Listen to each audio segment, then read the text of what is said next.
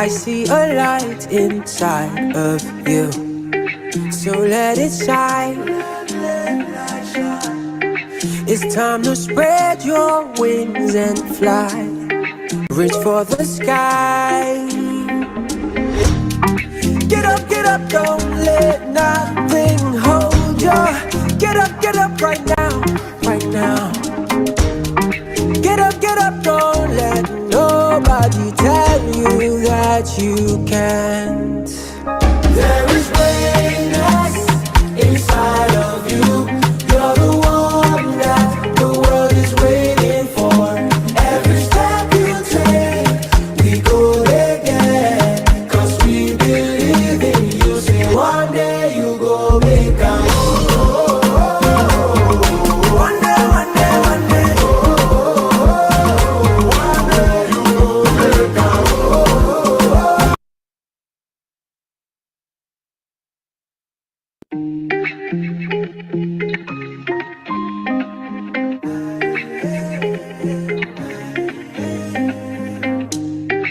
I see a light inside of you, so let it shine. It's time to spread your wings and fly. Reach for the sky.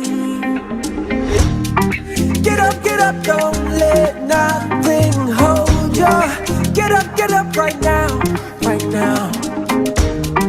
Get up, don't let nobody tell you that you can't. There is greatness inside of you. You're the one that the world is waiting for. Every step you take, we go again. Cause we believe in you. Say one day you go make a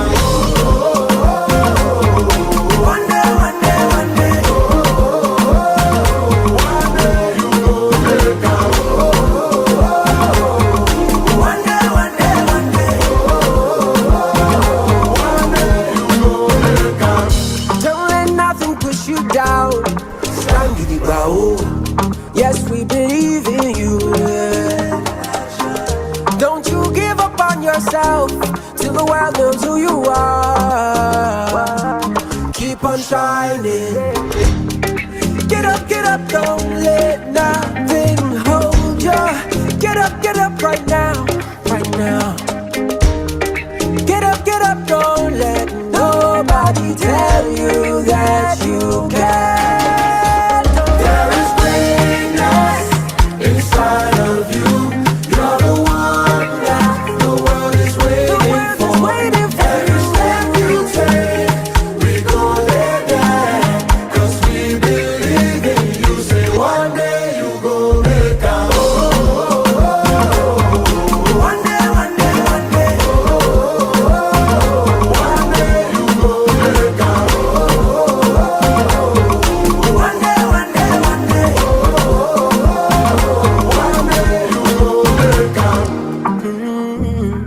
One day you'll be like the sun. Say one day you go shine. Access, more than banking. A lot of women are focused on their work, family, and community. But in the daily hustle of life, one thing is often neglected: their health. They over time become ignorant of the importance of preventive healthcare.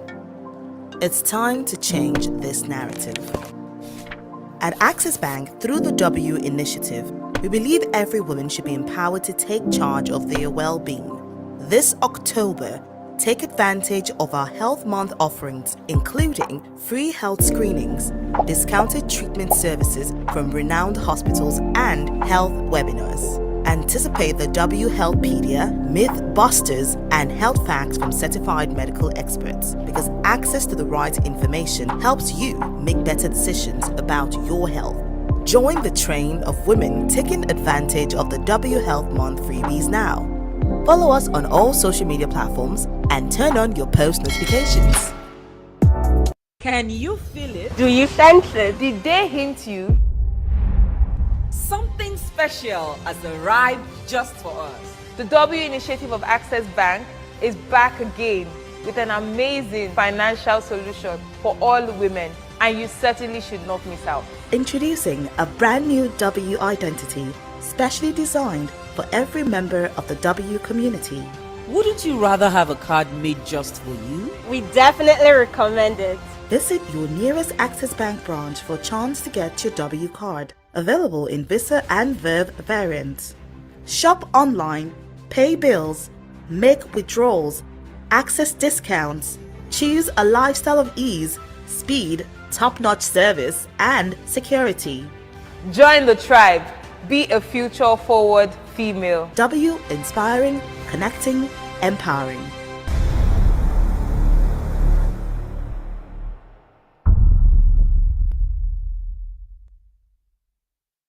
It's such a great time to be alive and a great time to be a woman. We are live here at Eco Hotels and Suites to celebrate Access Bank International Women's Day 2023.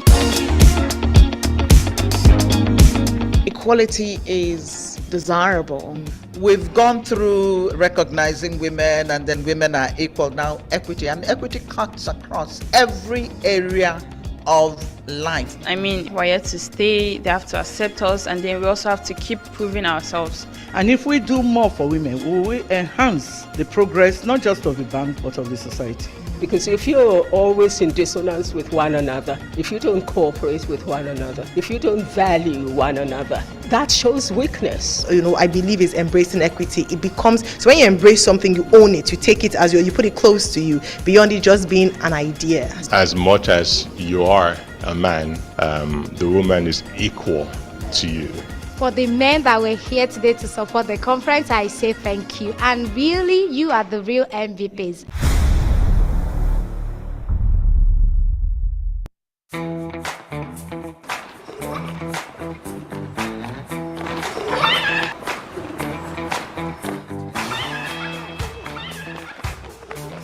I'm tired of trying. I need help. I want to try IVF. I know it's expensive.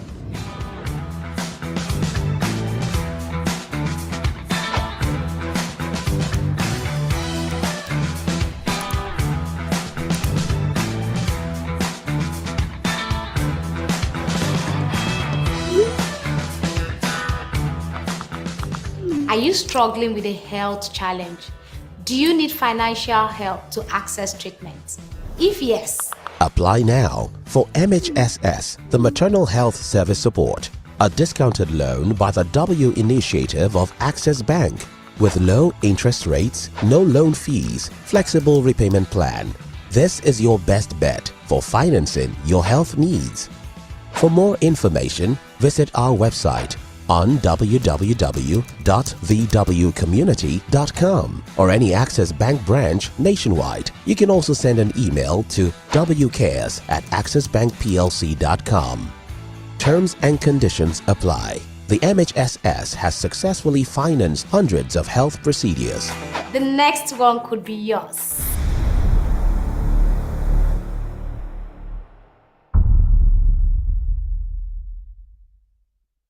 W is actually all about inspiring, connecting, and empowering women. And of course, we can only do this when we understand their needs and understand the pain points that these women have.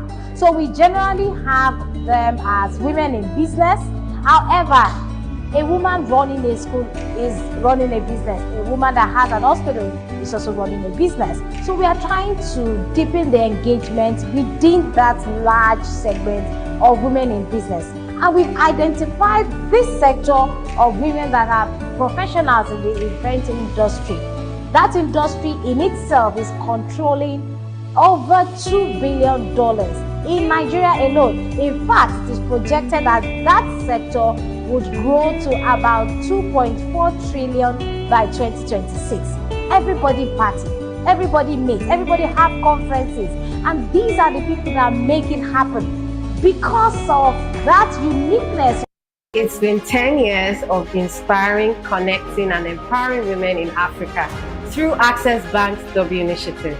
Our passion is fueled by one desire: to see women thrive. It's been an audacious, phenomenal, excellent, consistent, and truly amazing journey. Our impact speaks volumes with success stories of female beneficiaries across all our programs. W is officially 10. We remain committed to our mission as the W train never stops.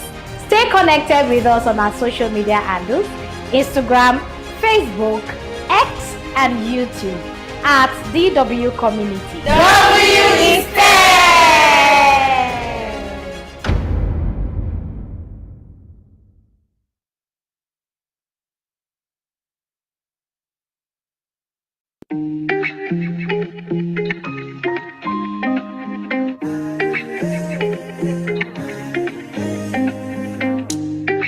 I see a light inside of you, so let it shine.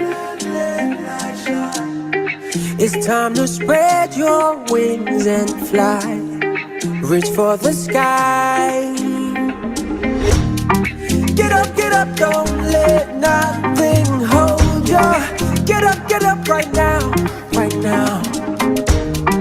Get up, don't let nobody tell you that you can't. There is greatness inside of you. You're the one that the world is waiting for. Every step you take, we go again. Cause we believe in you. Say one day you go make a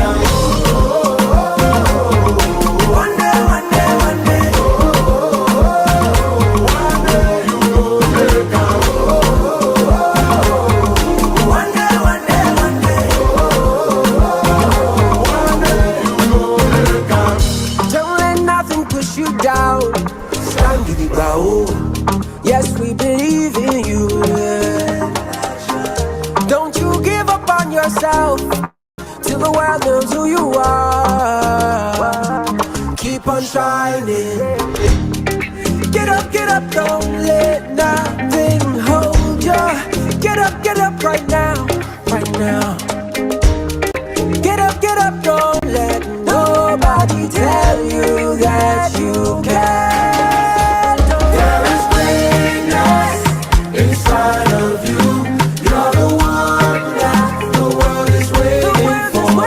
Every step you take, we go there, cause we believe in you. Say one day you go make a one day, one day, one day. One day you go make a one day, one day, one day.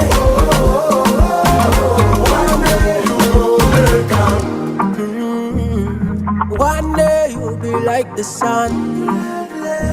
Say one day you go shine.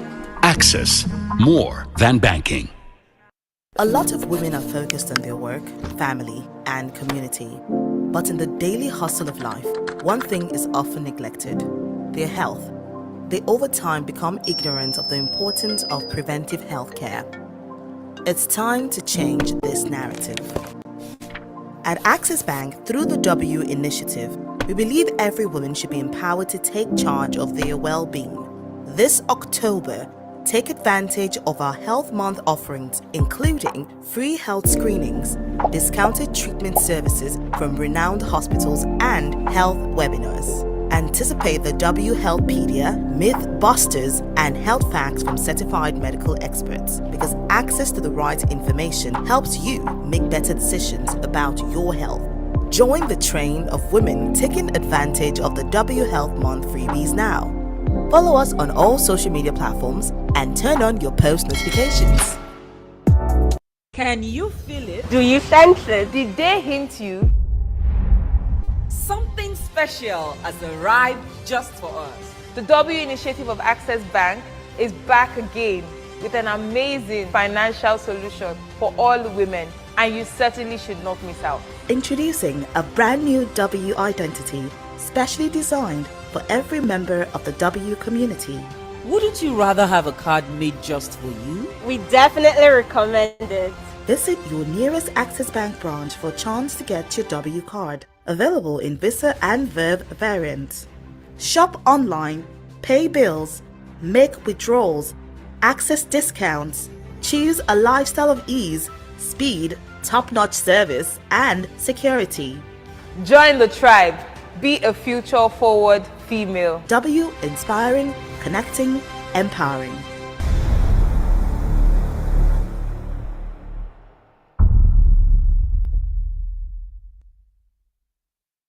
It's such a great time to be alive and a great time to be a woman. We are live here at Eco Hotels and Suite to celebrate Access Bank's International Women's Day 2023. Equality is desirable. We've gone through recognizing women and then women are equal. Now equity, and equity cuts across every area of life. I mean, we're here to stay, they have to accept us, and then we also have to keep proving ourselves. And if we do more for women, we will enhance the progress not just of the bank but of the society. Because if you're always in dissonance with one another, if you don't cooperate with one another, if you don't value one another, that shows weakness. I believe is embracing equity. It becomes, so when you embrace something, you own it, you take it as you put it close to you, beyond it just being an idea. As much as you are a man, the woman is equal to you. For the men that were here today to support the conference, I say thank you. And really, you are the real MVPs.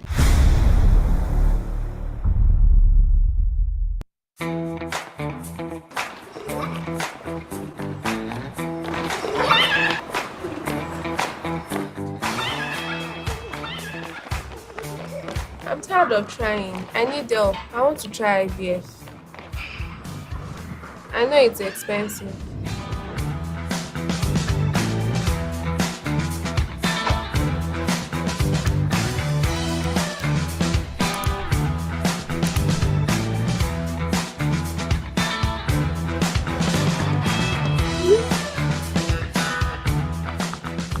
Are you struggling with a health challenge? Do you need financial help to access treatment? If yes, apply now for MHSS, the Maternal Health Service Support, a discounted loan by the W initiative of Access Bank with low interest rates, no loan fees, flexible repayment plan. This is your best bet for financing your health needs. For more information, visit our website on www.thewcommunity.com or any Access Bank branch nationwide. You can also send an email to wcares@accessbankplc.com. Terms and conditions apply. The MHSS has successfully financed hundreds of health procedures. the next one could be yours.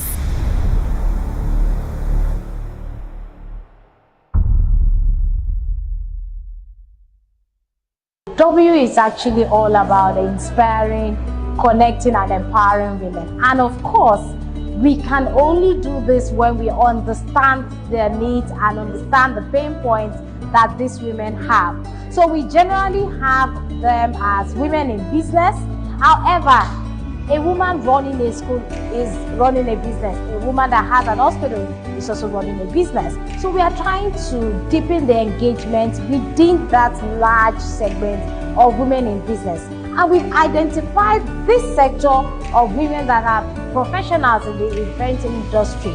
That industry in itself is controlling over $2 billion in Nigeria alone. In fact, it is projected that that sector would grow to about 2.4 trillion by 2026. Everybody party, everybody meet, everybody have conferences, and these are the people that make it happen because of that uniqueness. It's been 10 years of inspiring, connecting, and empowering women in Africa through Access Bank's W initiative. Our passion is fueled by one desire: To see women thrive. It's been an audacious, phenomenal, Excellent, consistent, and truly amazing journey. Our impact speaks volumes with success stories of female beneficiaries across all our programs. W is officially 10. We remain committed to our mission as the W train never stops. Stay connected with us on our social media handles, Instagram, Facebook, X, and YouTube at DW Community. W is 10!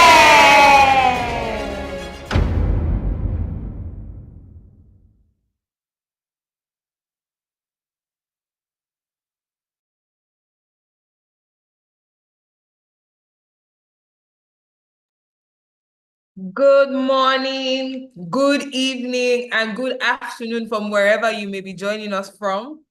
We're very excited to have you join us here today, and we're delighted to have you be a part of the W Health Month webinar. My name is Olubusola Faraway, and I'm excited to be the moderator for today's session. Our speakers are already on the call, and it's about to be an exciting time today as we go into the W Health Month webinar. Now, this webinar is themed Beating the Odds, Reversing Chronic Diseases Through Holistic Healing. Now, I'm very excited about this session because it's an opportunity for everyone on the call and even our community to get insight on how to beat chronic diseases. Now, we all know how cancer is one of the leading causes of death across the world. And for some people, it seems as though it's a death sentence. But this webinar has brought together medical experts and professionals that will be giving us tips on how to beat this, using lifestyle practices and wellness tips to do this. So I'm telling you, you're in for an exciting time, you're in for an informative period, and it's a good time to be on this call. So if you have friends, if you have families that are yet to join, please do well to share the link with them right away and get them to join, because it's already time to hear from our speakers. Like I said, all our speakers are on the call and they're ready to give us the lowdown. Now, the W Health Month is an initiative of the W of Access Bank. And for us, the Health Month is celebrated every October, dedicated to women's health. And what we do is to revolve it around different aspects of health, of the woman's health, and ensuring that we can bring to you essential information, essential screenings. So every October, we have set screenings that we have for women free of charge to ensure that you can know your status, know your medical status, find out how well and how best to keep yourself healthy. And not just that, we also took it a notch higher this year by hosting a movie screening, right, where we ensured that we could also touch on the topic of PCOS. And that was an exciting time for us because we're able to bring together women to see what women are going through. We had men in the room as well, trying to understand and know what they can do better to support women within their environment. And this, I say, is the icing on the cake, the W Health Month webinar that's focused on chronic diseases. So once again, I welcome you, and it'll be very nice to know where you're joining us from today. So using the chat box in the YouTube, on your YouTube devices, please let us know your name, where you're joining us from, and you can share your emojis to let us know what you're excited about today for today's session. So I would like to see a few names. I will definitely shout you. I'll do a shout out to you if I see your name on the chat box before we delve right into the conversation today. So I'm expecting to see your names, your best emojis, where you're joining us from, and why you're really delighted to be here today. Like I said, we have people on the call that will be sharing from their experiences. Now we have somebody on the call, one of our speakers, who has been able to transform and help someone who had gone through chronic disease to live a longer life just by ensuring that she had a better lifestyle. So I see Stephanie from Lagos. Thank you. I see you. I also see Adiola Bilesomi from Omole. Thank you for being here. I see Adobe. Thank you, thank you, thank you, thank you. So without wasting much time, because I know that, of course, we're all excited and ready to listen, I'd like to first of all bring on someone that's very, very special to this project. I call her the brain behind the W Health Month, because without this person, I'm sure that the W Health Month wouldn't have even been birthed. I'd like to introduce person of Oyindamola Oyebola, the team lead of the W Health segment and the project coordinator for the W Health Month, to take us through the introduction of the W initiative. Good day, Oyindamola, and it's really, really exciting to have you here today. Good afternoon, good evening, everyone. Thank you, Busola. I hope you can hear me, please.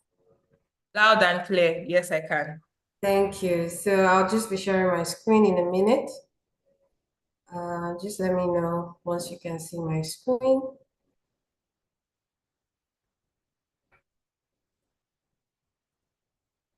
Can you see my screen, please? Yes, I can see your screen, Oyin. You can go ahead. Awesome. So good evening, good afternoon, everyone. My name is Oyin, like Busola rightly introduced, and I'll be taking us through the W initiative by Access Bank. I'm sure you'll be wondering, or you would even know that Access Bank is actually very dedicated towards women's empowerment.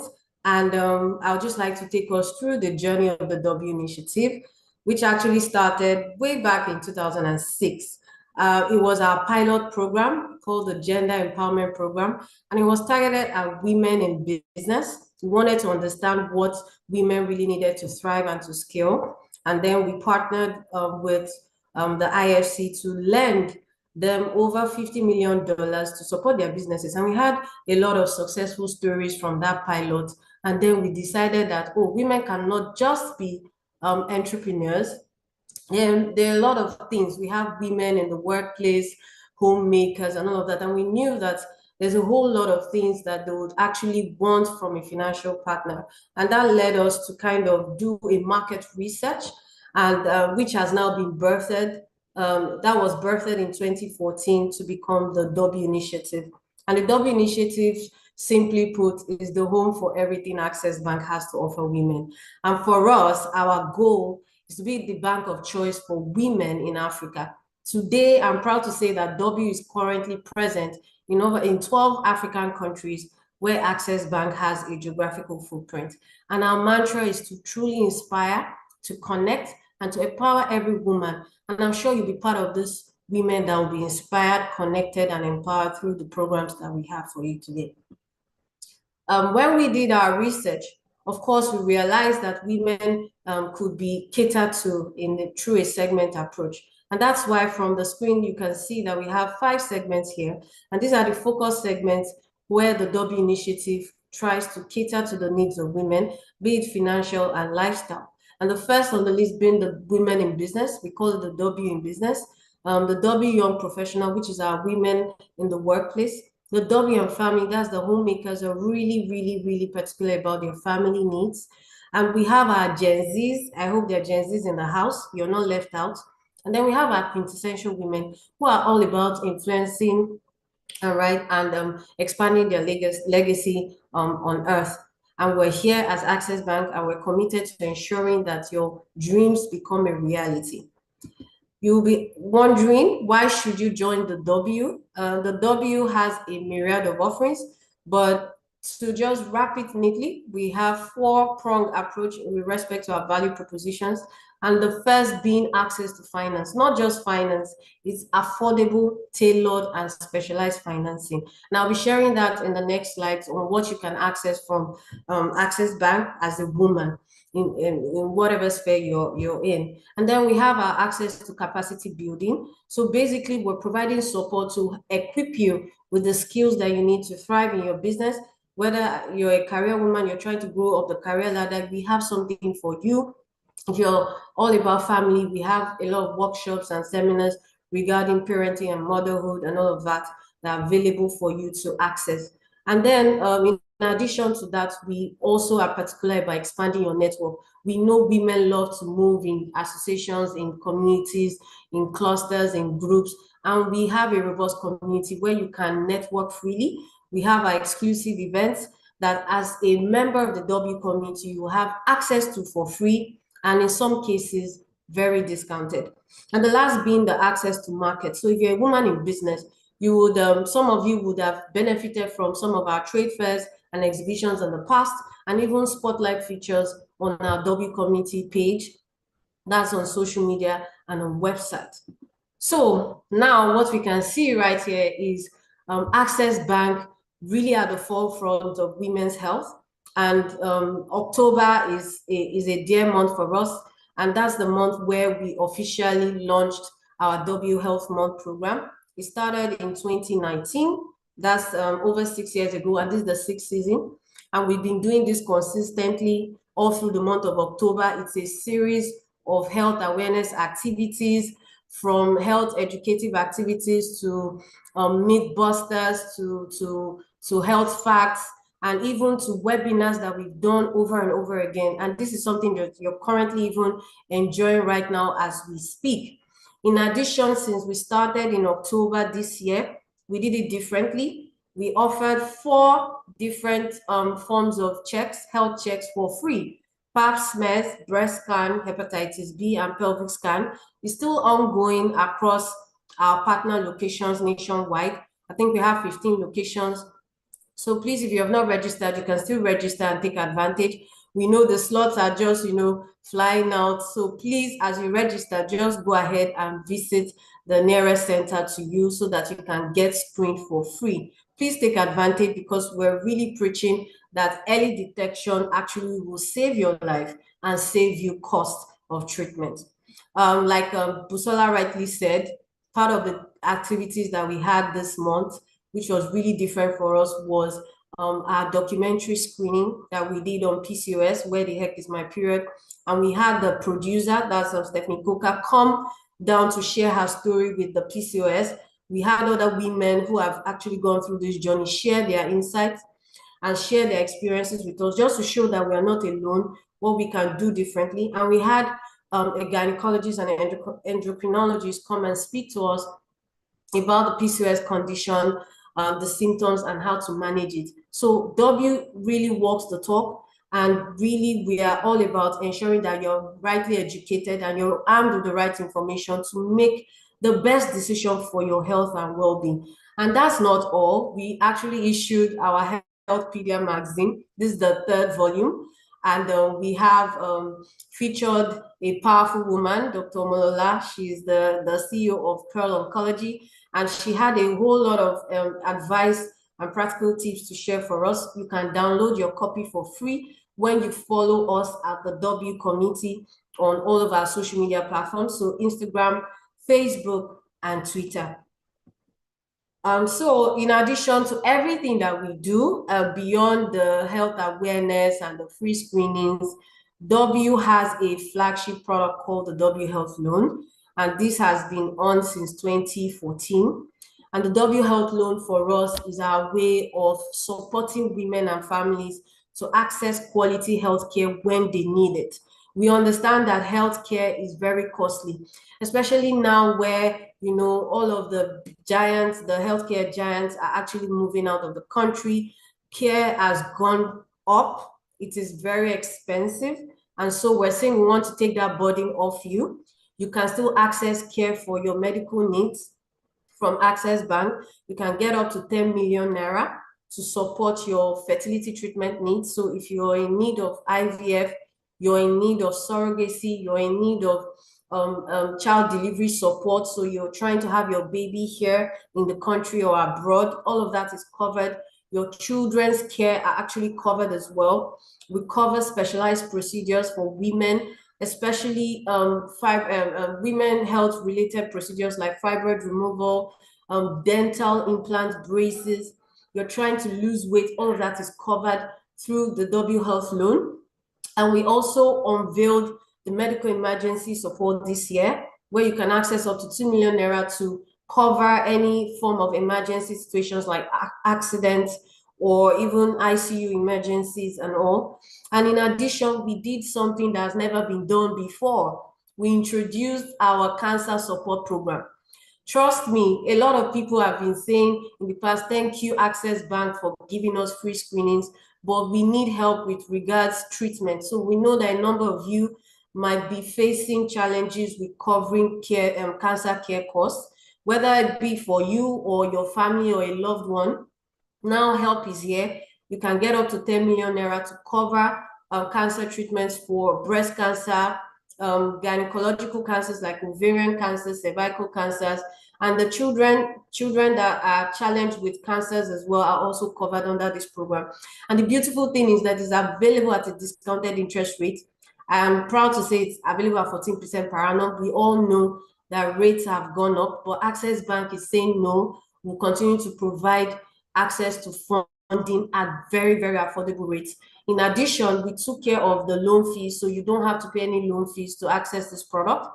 And again, in case you're a woman out there, you think you might not be eligible to access this loan, no worries. Your husband can actually step in to take up this loan for you, or even a third party. So if you're not married, you want someone else, a friend, a colleague to come in and, you know, take up this loan on your behalf, please feel free. You can actually access this loan. And we're proud to share that so far, since the inception or the launch of this program, we've had recorded 104 babies in the W cradle. In addition, we do not just care about your health and well-being. We know you must make money. So if you're a woman in business, we have a lot of loans, funding available for you. You can access up to 100 million naira through the W Power loan for your working capital requirements, to purchase assets, to expand your businesses, and all business sectors are covered under this program. And of course, in our usual fashion, it's available at a discounted interest rate for women. Men are always jealous. They say, how come it's only women that are enjoying this discounted interest rate? And we're saying we are supporting women so they can thrive, they can scale up, and they can fulfill their dreams. Beyond that, we know that a lot of us might require support for our mobility needs. So vehicle loans are also covered through the W Power loan. You can purchase both brand new and pre-owned vehicles through the W Power loan. You can also now power your businesses with alternative energy. So solar power, you can get your solar panel and every other thing that you need to ensure that you have uninterrupted power supply to support your customers, to support your business. You can get access to these products through the W Power loan. And that's not all. If you're looking to purchase property for your business, you're trying to get your warehousing, you're trying to purchase outlets for your business, you can also access that through the W Power loan. And that's not all. We're not just about the financial. We provide more than banking services. And Access Bank W Initiative has a lot of programs for you. Currently, we have our Womenpreneur Pitchathon program, which is an 8-week program for women in business, where they get to access a free certified mini MBA powered by IFC, that's the International Finance Corporation of the World Bank. We already have a session ongoing, so we have 120 women currently in class getting everything they need to support their businesses. And they also get the opportunity to pitch for a grant. And then I think the graduation ceremony will be happening later in December. We also have our Ladies Let's Drive program, which is our partnership with the Federal Road Safety Corps to empower women to learn how to drive at a discount, supported by Access Bank as well. We have our business clinics for women who probably need one-on-one coaching, whether it's tax advisory, bookkeeping, branding. You can get all of this for free. Our monthly webinar series always comes back to back. We have our physical sessions in branches that you don't want to miss. Please take advantage. All of this information is available to you on the W community page. So please check on social media right now and begin to follow the W community. That is not all. We also have our identity, our card, our W debit card. It's a special card for only women. Whenever I draw up that card, everyone's asking, which card is this? This card is a beautiful card that allows you to shop online, pay for utilities, right? And also access discount from our partner stores. It is safe, it is secure, and you can use it for both local and international transactions. And of course, what will it be if you're not following us? Right now, as you are on this call, I think you should begin to follow W community so you do not miss out on anything that we're doing. Please take advantage of this community and take advantage of even the sessions we've had in the past. You can always subscribe to our YouTube channel to watch all of the sessions we've had in the past. And if you have any inquiries, if you have any complaints, if you want us to solve any issue, if there's something that you're not quite sure about, you think we can do something better, please send us an email through wcares@accessbankplc.com, and we can't wait to serve you. Thank you so much for listening, and over to you, Busola. Thank you so much, Oyedamola, and thank you for the great work that you do at the W Health team. Well done to everyone on your team. And right away, everything Oyin has said has just been really exciting. And that shows you what really Access Bank is about and why we are really dedicated to women's health. We're not just a bank that says that we would give you access to good health or access to the information, but always ready to provide you the support that you need financially and even for your business. So are you a healthcare provider? The W is here for you. Are you a woman that needs quality healthcare? The W is here for you. So to go right into the conversations and to take us on the next section of this particular of our webinar, I would be introducing our speakers and be giving their profiles. Our first speaker today is Adeola Adeleye. Adeola Adeleye is a registered dietitian, nutritionist in Nigeria, and she's the managing consultant of Ask the Dietitian, a leading dietetic consulting service in Nigeria. She holds a first-class degree in nutrition and dietetics from Babcock University and a master's in public health from the London School of Hygiene and Tropical Medicine. Under her leadership, Ask the Dietitian has successfully worked with over 10,000 individuals, achieving an impressive 85% success rate. Adeola is dedicated to improving dietary lifestyle and sustainability through evidence-based medicine and medical nutrition therapy. She has also trained at both the Lagos State University Teaching Hospital and the Lagos University Teaching Hospital as a registered dietitian. Adeola's passion for PCOS nutrition and advocacy is a cornerstone of her work and has shared expertise at various local and international organizations, furthering the global conversation on nutrition and public health. Our brief tenure in the World Health Organization as the health facilitator highlights her commitment to advancing dietary care and health education. Please, with a rousing round of applause, please welcome Adeola Adeleye. I just want us to recognize our speakers. So just say hello to everyone while I go on to introduce our other speakers. Thank you. Thank you very much. Hello, everyone. I'm really happy to be here. I'm so happy to be here. Thank you very much. Thank you so much, Adeola, and we're excited to have you here. Reading your profile just, gives me, so much joy because I'm ready to take in all the information on nutrition and dietary. So please just hold it back while I give on our other speakers and I introduce our other speakers. Our second speaker is Ms. Obayomi Ogunkoya. She is a dedicated health coach and nutrition consultant with a passion for empowering individuals and organizations to lead healthier, more fulfilling lives.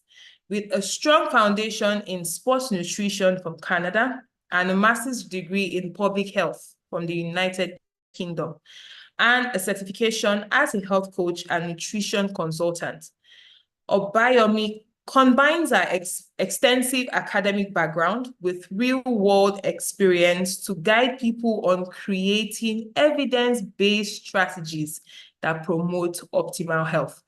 Good evening, Obayomi, and thank you so much for joining us today.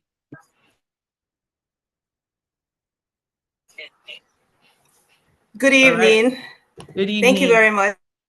All right, great. Just wanted to be sure that you are there. And I'll just go right into our last speaker for today.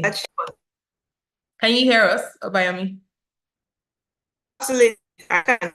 All right, great. Okay, so our last and not the least, and this is one person that has done great exploits in her field. She's a voice to reckon with, and I'd like to welcome Dr. Ifeanyi Ifeoma Moye. My apologies, please. Dr. Moye is a board-certified lifestyle medicine physician. She's a chief consultant, family physician, and portfolio NHS GP. She holds fellowships from the Royal College of General Practitioners, America's College of Lifestyle Medicine, and British Society of Lifestyle Medicine, BSLM. Additionally, she's the founder and chairman of the Society of Lifestyle Medicine of Nigeria. She's the lead author of Lifestyle Medicine, Essential MCQs for Certification in Lifestyle Medicine. Dr. Moye contributes to lifestyle medicine practice, education, and research, training clinicians for the International Board of Lifestyle Medicine Examination, and developing postgraduate training curricula for the West Africa College of Physicians. As founder and president of Brookfield Center for Lifestyle Medicine in Nigeria, Abuja, Nigeria, Dr. Moye established the first LM center in Africa. She's an internationally recognized leader in lifestyle medicine, and her primary focus is on prevention, treatment, and reversal of chronic diseases through lifestyle interventions. She excels at coaching individuals to achieve and maintain effective, healthful habits for optimal health, well-being, joy, and happiness. Please, with your virtual round of applause, please join me in welcoming Dr. Moye. Thank you very much. Thank you very much, Dr. Moye. It's a delight for us to have you here on today. Now, we're going to start off with Adiola Adeleye. Adiola, are you still here with us? Yes, I am. All right, great. So we're going to have a session for the next 20 to 25 to 30 minutes with Adiola Adeleye, talking about things around lifestyle. She's also going to speak very extensively on how and the role of reversing diabetes, cancer, and hormonal conditions through holistic diet. So over to you, Adiola Adeleye. Yeah, thank you. Thank you very much. Thank you, everyone. I'm really happy to be here. And I won't waste your time. I'll go straight to the point. So I'm going to be talking about how to prevent breast cancer and manage diabetes through your nutrition. So I will be sharing my slides now.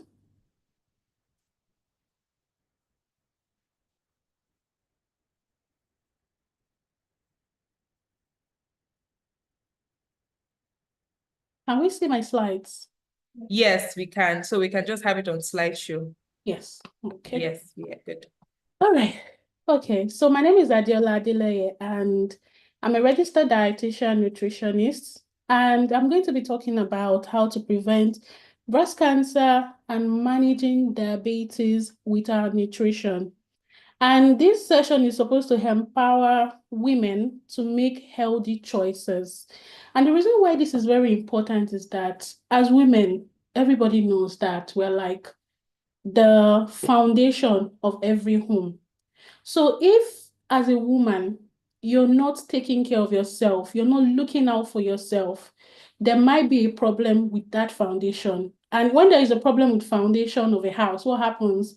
There might be a bit of maybe a collapse or something going wrong. So it is very important that as a woman, you need to take care of yourself. So we're going to start with breast cancer. Now, what is the incidence of breast cancer, especially in Nigeria? But before we talk about that, I would like you to know that nutrition can play a very vital role in preventing breast cancer, in preventing diabetes, and in managing them, in addition to medical treatments and therapies. So now in Nigeria, breast cancer accounts for about 25% of all the cancer cases that we have. And research also shows that 1 in every 8 women is going to have breast cancer in their lifetime. So how does nutrition come into play? There are certain risk factors that we need to know about breast cancer. And I'm just going to be asking a few questions. You can write in the chat box, you can write it on YouTube comment section. Now, these 5 risk factors that I've put are the major risk factors that has been researched and has shown to increase the risk of breast cancer. So risk factors refers to anything that when you do it, can put you at a risk or put you to develop that health condition. So what are the risk factors that we see all around? The first one is alcohol intake. And this is one connection that has been researched over and over again. Increased alcohol intake in women can put them at a risk of developing breast cancer. And the unfortunate thing is that there is no safe limit to alcohol. So for every amount of alcohol a woman takes, the risk continues like that. So if you're trying to prevent breast cancer, you're looking at reducing your alcohol intake or cutting it out totally. Now, the next one is being a couch potato. You can see my little potato there sitting on the couch. So when they say a couch potato, it means that when somebody is not physically active. And if I ask now, how many women have done a form of exercise in the last 1 week, even if it's for just one day? So let's say your exercise could be walking, skipping, going to the gym, strength training, whatever, any form of exercise. So research has shown that when we do not do any form of exercise, it can put us at a risk of breast cancer. Now, the third one is low vitamin D.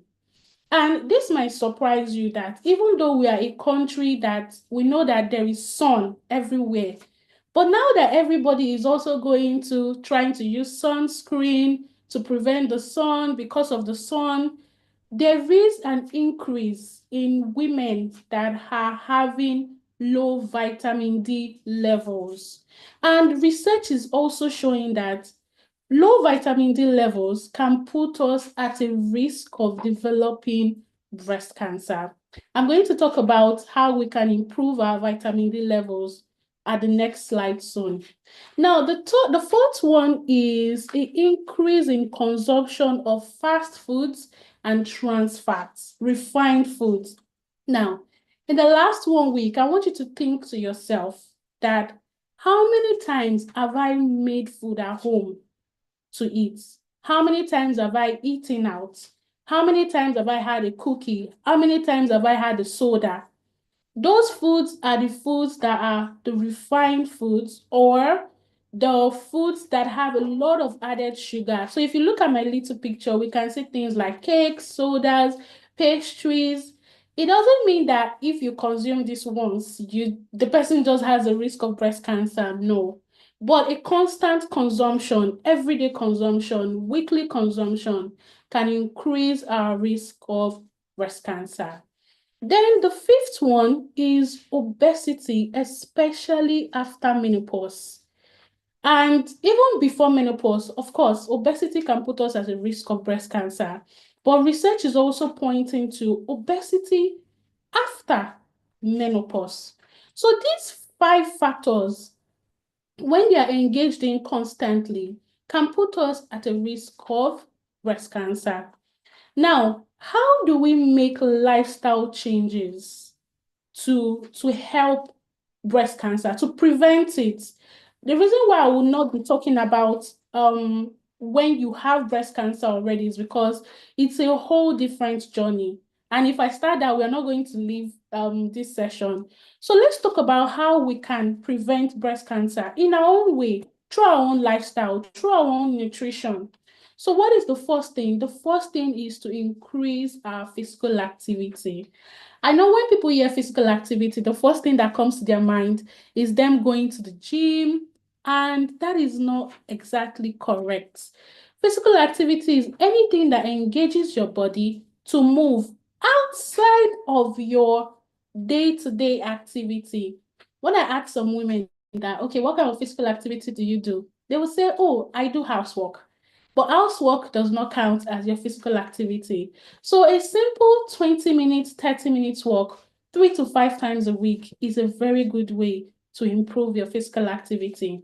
And it's always very good to start slowly. So don't do something that is too sudden, that is too much, that your body is not used to. So start slowly. So this week you might decide that I want to walk 3 times this week. 30 minutes, and that is very good.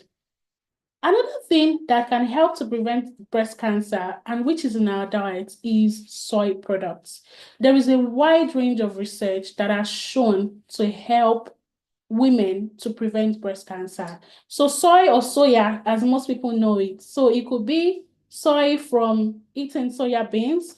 It could be soy from eating tofu. Yeah, it could be soy from drinking soy milk. Soy has been shown to prevent breast cancer. And then the third thing are our colored fruits and vegetables. Our colored fruits and vegetables. If you look at my picture here now, you can see different colors of vegetables and fruits. The yellower the fruits, the redder the fruits, the darker they are, the more antioxidants they contain. And antioxidants helps to prevent something called free radicals that can also be a precursor to some of these cancers. So if you want to change your diet, you can start including more green vegetables, more red vegetables, more yellow vegetables, more purple vegetables like purple cabbage, bell peppers, then your yellow fruits as well, oranges.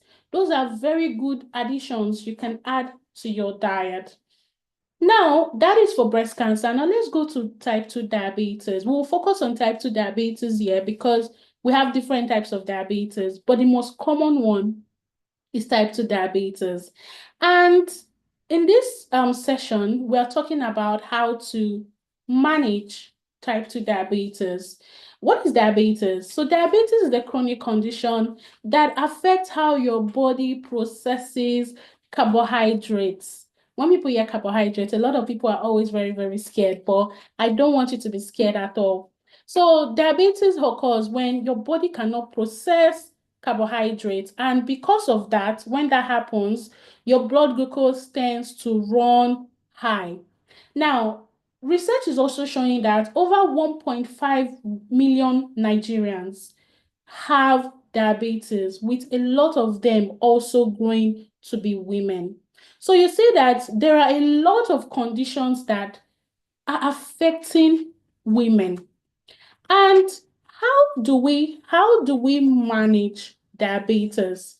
Your diet plays up 70% of managing diabetes. Your lifestyle, which is your exercise, which is your diet, which is your sleep pattern, they all affect your managing diabetes. So how can we do this? The first thing is, when you're trying to manage diabetes, you have to look at portion control. Portion control. I've worked with a lot of women that have diabetes, and sometimes when I'm asking them about their diet, they cannot give a definite amount of what they eat because they pick here, pick there, pick here, pick there. When their child has a leftover, they eat the leftover. Oh, I don't want the food to waste, they eat that.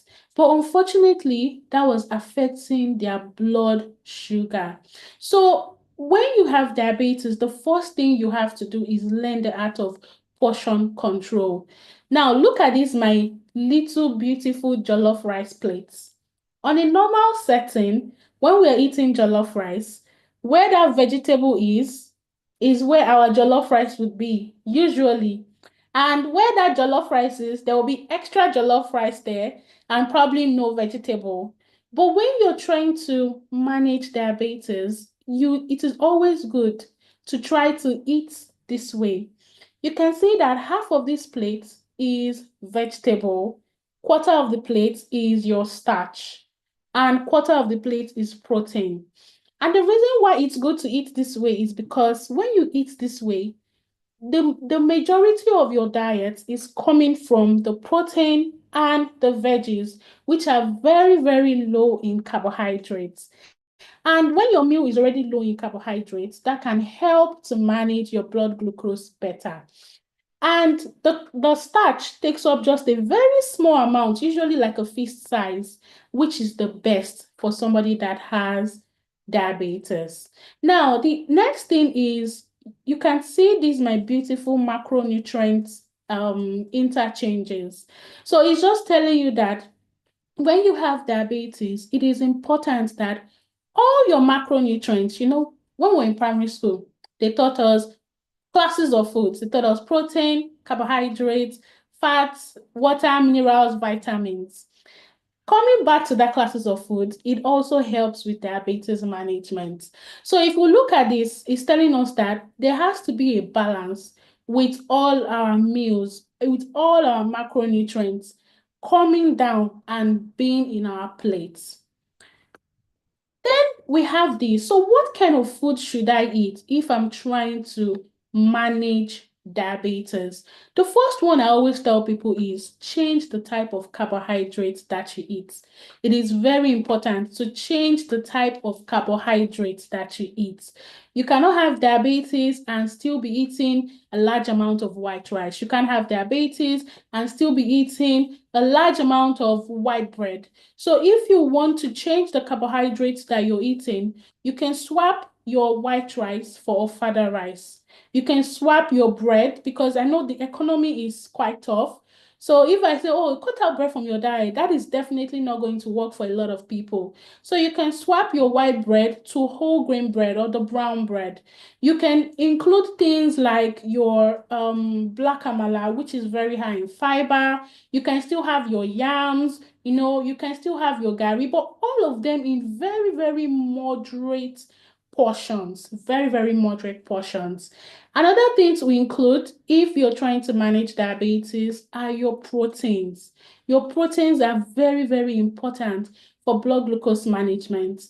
And that is because proteins when you eat proteins, you hardly get like a rise in your blood glucose. So because of that, we encourage people that have diabetes to eat adequate protein. So what kind of proteins should you include in your diet? Number one, include proteins like your fatty fishes. Now, women, don't run from fats. Don't run from fats. It is very important. Healthy fats are important for your fertility. They are important for your hormone balance. So please don't run from fats, but you just have to choose the fats that are very good for you. So for your proteins, try to choose proteins like, your fish, mackerel fish, panla fish, croaker fish, your chicken, your beef, they are all good. Eating them moderately. Beans as well. Beans is a superfood for you if you're a woman. Beans is a superfood for you. So you can try as much as possible to include that in your diet. Then another thing is healthy fats. So earlier on I was saying, don't run away from fats. You need fat for hormone regulation, which is very, very important. As a woman, our body is a walking bag of hormones. So please always ensure that you're getting adequate fat and also adequate vitamin D. How do you get vitamin D and adequate fat? So let's quickly start with vitamin D. The sun is the greatest source of vitamin D. Just 10 to 15 minutes of the morning sun. Please don't suffer yourself and enter the afternoon sun. The morning sun, 10 to 15 minutes, will give you all the vitamin D that you need in a day. If you don't get to go into the sun, what you can do is that you can include foods that have vitamin D. You find them mostly like your fatty fishes, in your eggs. Yeah, eggs, fatty fishes, they're one of the greatest sources of your vitamin D. Also, healthy fats. I already mentioned things like mackerel, and then things like nuts, groundnuts. Those are local to us. Cashew nuts, very, very good for your health. So all these things, you need to try to include them in your diet. Then fruits and vegetables, just like our preventing breast cancer, just like when we're trying to prevent breast cancer, your fruits and vegetables are also important. And when I was talking about fruits and vegetables, I was talking about the colored ones, the colored fruits and vegetables. But when you have diabetes and you're trying to manage it, you also need to be careful about fruits. So I'm not saying just because I say, oh, they are good in preventing breast cancer, they are good for managing your blood glucose, I'm not asking you to have like a very large fruit bowl. So please eat them moderately, 1 to 2 fruits in a day, 1 fruit at a time, but ensure that you're eating a wide range of fruits. So not just a particular one type of fruit every time. Then the next one is fermented foods. And the reason why I'm going to talk about fermented foods is that research is changing every day, and research is showing us that apart from our brain up here, we also have a second brain in our body. And that second brain is something called your guts. And your gut is a control center of so many things: hormone regulation, mood disorders, diabetes management, PCOS management, cancer management, cancer prevention. So you have to have a healthy gut. I'm sure a lot of people have heard, oh, have a healthy gut, have a healthy gut. It is very important that you have a healthy gut. So how can you have a healthy gut? There are 2 ways to have a healthy gut. How can you do that? The first one is by eating fermented foods. Yeah, fermented foods. So fermented foods usually have live bacteria. I know when people hear bacteria, they're scared. Oh, not all bacteria are bad. Not all bacteria are bad. So fermented foods usually have live bacteria. And those live bacteria are what you find in your gut. Now, what are the sources of fermented foods we can see all around us? Number one, we have things like your local iru, ogiri. Those are fermented foods. We also have things like pap. Pap is also a source of fermented food. And then we have the common one that everybody knows, which is yogurts. But just remember that not all yogurts are created the same way. There are some yogurts that they don't have all the live bacteria in them anymore. So, but these 3 that I've mentioned, iru, ogiri, pap, they are good sources of fermented foods. Now, apart from ingesting those fermented foods, you also need to feed those fermented foods bacteria that you've ingested. So how do you feed them? You feed them with things like beans, oatmeal. Those are good things that your live bacteria feeds on. And when they feed on that, what happens is that they multiply.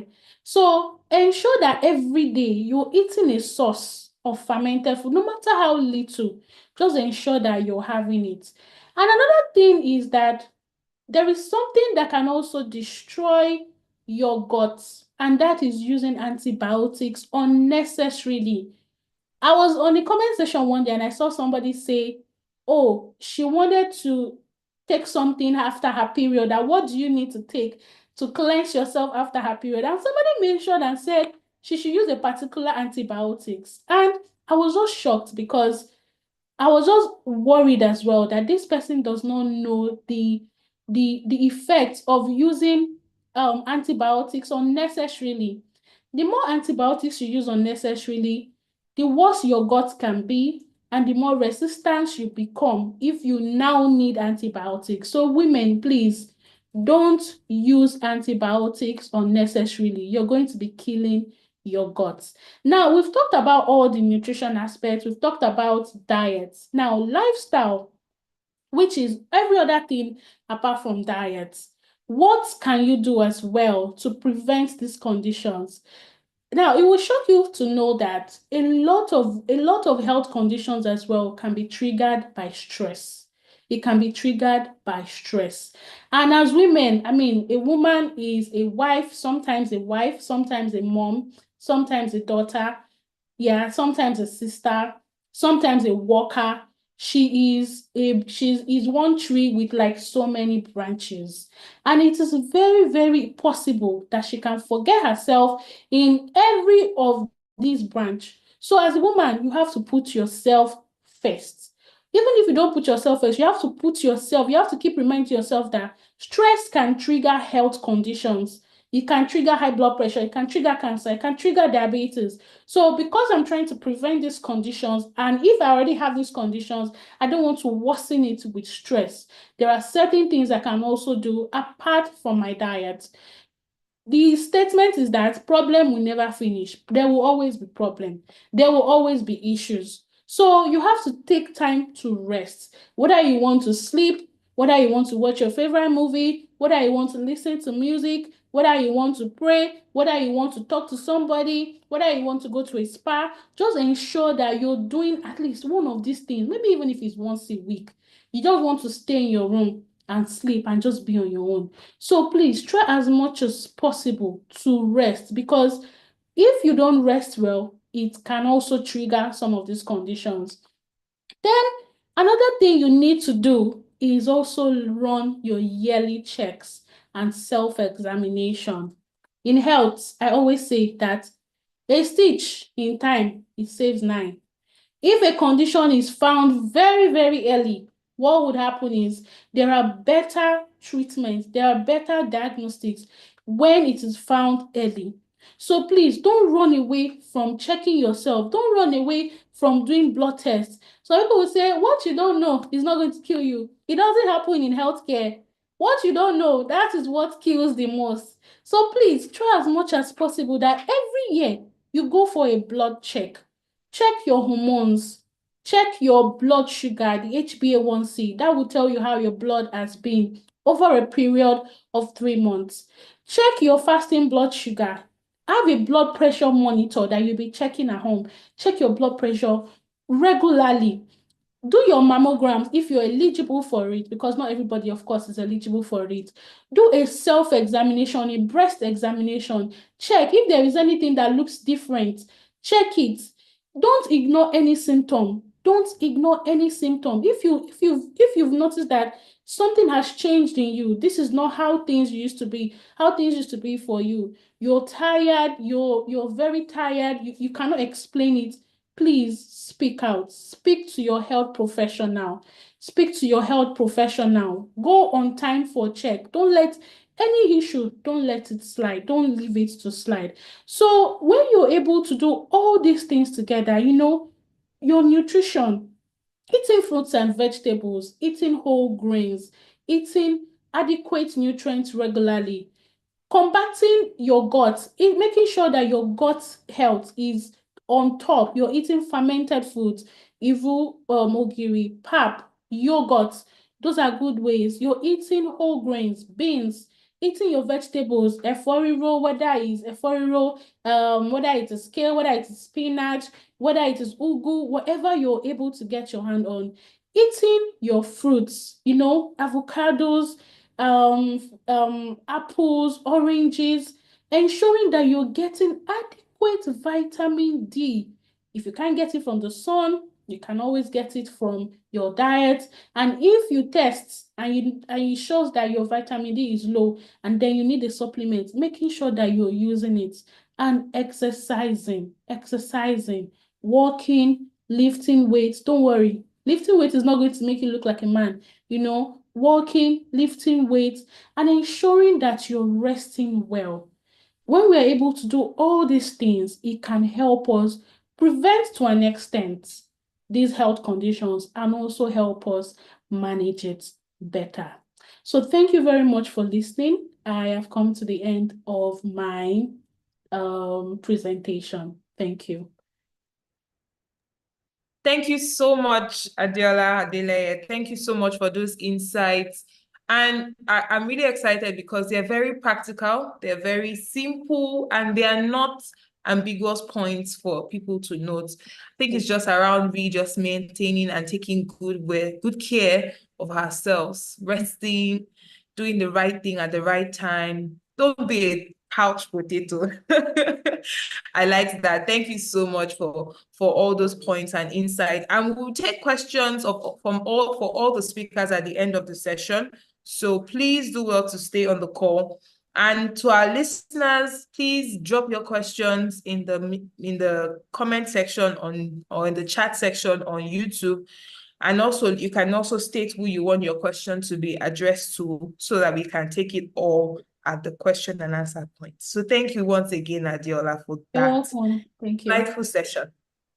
Now, we're going to take a very, it's a story, and I wouldn't say her story on our behalf. I'll just let her take, our insights and really just share from a place of experience. Now, this is someone that has had her fair share of experience, caring for someone with chronic disease. And I'll be bringing on Miss Obayomi Ogukoya to share on a family triumph, beating cancer and sharing hope. Good afternoon, good evening, Obayomi.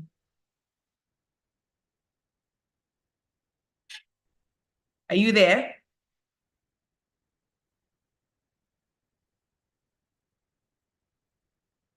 Miss Obayomi, are you here? Okay, I think she has a bit of a network issue, but while we wait on, Miss Obayomi for another 2 minutes, I just wanted to make sure that everyone took notes and were able to get insights.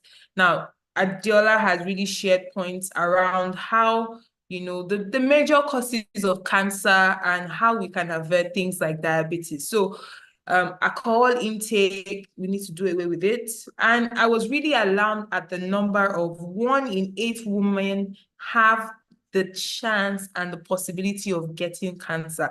I think that's quite alarming because it's a very strong statistics if you compare it to the number of people that we are globally and even in Nigeria. So it's very important for everyone to take note of these health tips that have been shared with us. It's and of course the session is recorded on YouTube, so you have every chance to go back to listen to the points if you did not take notes, and take those points around limiting your intake of processed foods, getting yourself exposed to vitamin D. I know everyone wants to have the glowing skins. We use the skin products that makes us look as beautiful as possible. But as much as we do that, we also need to be conscious of the fact that we're not limiting our exposure to things like vitamin D. So I think Miss Obayomi is back, and I'll just now let her go right into her session. Great. Hello. Great to have you. Hello, can you hear me? Apologies for the network issues. No problem, it's fine. It just happened like in 2 minutes. I was just wondering what happened. No problem. Please go ahead. Thank you very much. Thank you for the privilege to be able to speak and tell my personal story. If I'm to talk about why I'm doing what I do as a nutrition consultant, it's because of this story I'm about to share with you all. So if you had asked me in 2012 what I wanted to be, I would have told you I wanted to be a makeup artist for film, doing prosthetic makeup, character makeup. I actually even enrolled to school in California where I got accepted to come and learn prosthetic character makeup. But I think life has had other plans for me. So sharing the story will let you all know why I said that. It has been explained earlier on about some of the prevalence of diseases in Nigeria, especially amongst women. And one of the common ones, the genealogical illness that is common amongst women is cancer, breast cancer, cervical cancer, ovarian cancer. Those are the ones that are usually on the top of the list of that is prevalent among women. But everybody knows that dreaded word, you have cancer, can just alter the course of your life in a twinkle of an eye. And this takes me back to 2013, when I got a call from my mom, and she said she was in so much pain, that the pain was excruciating. And I was just wondering, because where I was a bit far from the house, so I had to leave immediately. So by the time I got to the house, she was in extreme pain. So I took her to the hospital. Getting to the hospital, they told us from all the tests they did and conducted, they told us she had intestinal obstruction. So we had to do a scan to know exactly where the obstruction was from. And eventually she had to undergo a surgical procedure and they removed the obstruction. But getting the results, and they took it to the lab to find out if the obstruction was cancerous. They called us back on the fateful day and they said,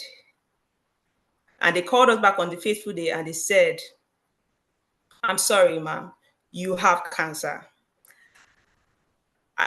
I felt something heavy drop on my chest because that was not what I was expecting to hear. And then when they said she had cancer, they said they can't treat her there because from what they see, it is cancer of the ovary, but they can refer her to a teaching hospital in Ibadan that could actually attend to her. And that was how our journey began. We transferred all the way to University College Hospital, Ibadan. And upon getting there, they had to run a few tests. And running the test, they said she obviously has ovarian cancer. And that for them to know how far it has gone, they have to do like a second opening for her to know the depth of the cancer. We did the test, we did the surgical procedure, and when they came out, they called me. They said, "I'm sorry, we have worse news for you. The cancer has advanced to stage 4. It has gotten to the liver, the bowel, the intestine, the kidneys. So she has maximum 2 months to live because her prognosis is poor." I didn't know how to feel. I thought maybe I was dreaming. Maybe it was a lie. Maybe somebody was going to wake me up from this dream that it wasn't happening. But it was happening. And getting that news and communicating that to her was really, really hard. So eventually I had to go to her and I told her that, "I'm sorry, mom, but you have stage 4 ovarian cancer. And from what they are telling me, you have maximum of 2 months to live." The initial reaction I thought I was going to get from her was her crying or screaming or wailing. But all she said was that if it's God's will for me to go, I will go. Then it now dropped in my spirit that if my mom can have that kind of faith, why am I crying? So I just said a little prayer that whatever the solution is, that God should show it to me. So in doing that, I was able to ask myself some deep questions. Why do I have to accept the death sentence that has been placed on my mom? Are you telling me cancer is not curable? Are you telling me her life cannot be prolonged if we do the right things? What exactly is cancer? Where did cancer come from? Why does she have cancer? So all those questions just led to built my curiosity, and then I started doing a lot of research on cancer to understand how it works, the dynamics of cancer. And when I started reading about cancer and how the immune system is compromised, how your body is attacked by what we call free radicals, how your body has the ability to fight back, I said, so if the body has the ability to fight back, what do we need to give the body to fight back?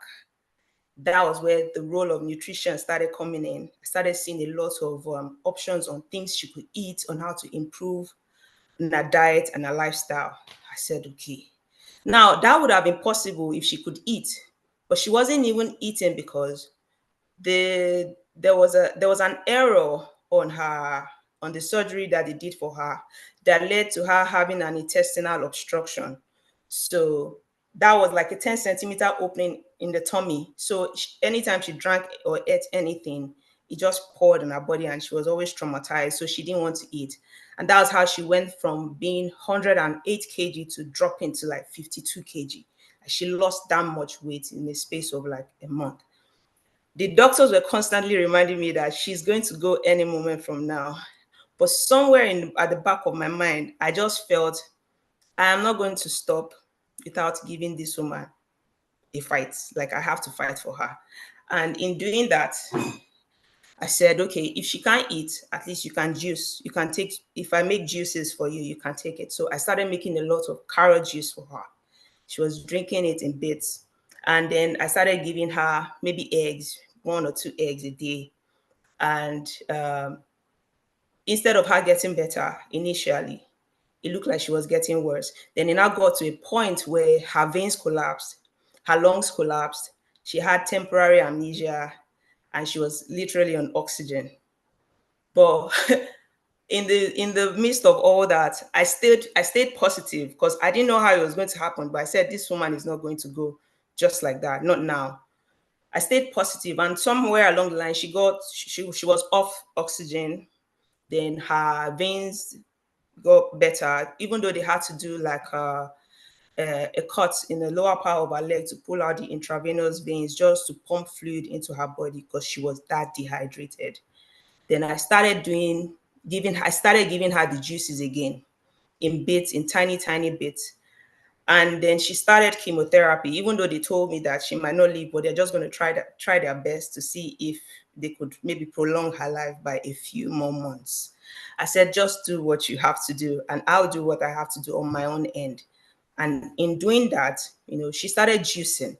Normally, when you do chemotherapy, your immune system just shuts down. Like, you start losing appetite, become nauseous. Some people get weak over time. So instead of my mom getting weak, she was always craving food. So I felt like it was a good sign. Then in craving food, I'll just try to make sure I give her something healthy in that moment. Like whatever healthy food I have, like oats, I'll give it to her. And then she started eating the oats. She started eating eggs. She started improving. Her appetite started getting a lot better. And with time, I was able to see significant improvement, even though she was still bedridden in the hospital.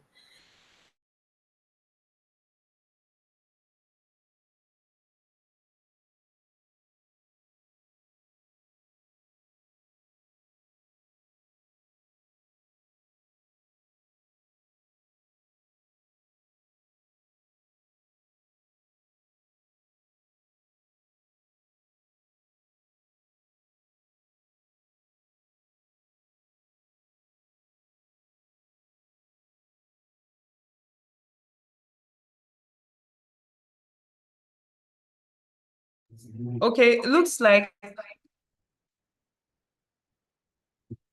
we have a bit of a network glitch for Ms. Obayami, and we'll see how we can get her back. But I think in the meantime, we can actually quickly just go into Dr. Moye's presentation while we just get Obayomi Ogukoya back on the call. So Dr. Moye, are you here, please? I am here. Can you hear me? Yes, I can. Very well. So we'll just take your presentation, and afterwards we'll just take questions and have just round up with Obayomi's session. But I'm trying to share now. Can you see my screen? Yes, I can.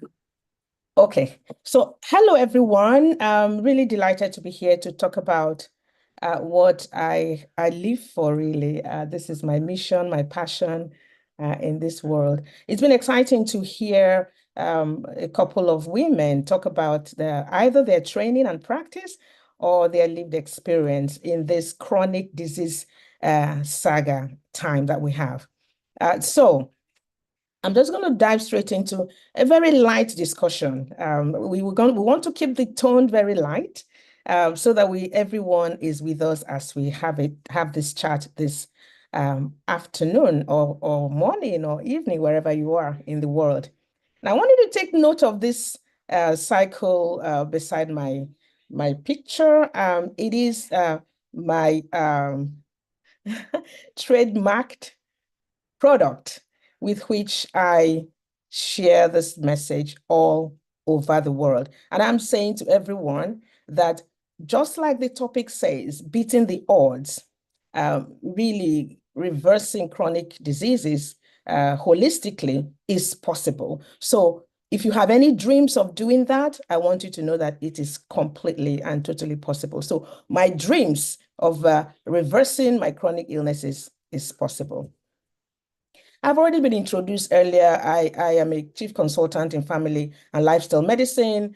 I founded the first Center for Lifestyle Medicine in Africa, in Abuja, Nigeria, and currently have several leadership positions in the global space in Nigeria, in Africa, and I'm the president of the World Lifestyle Medicine Organization, headquartered in Geneva, Switzerland.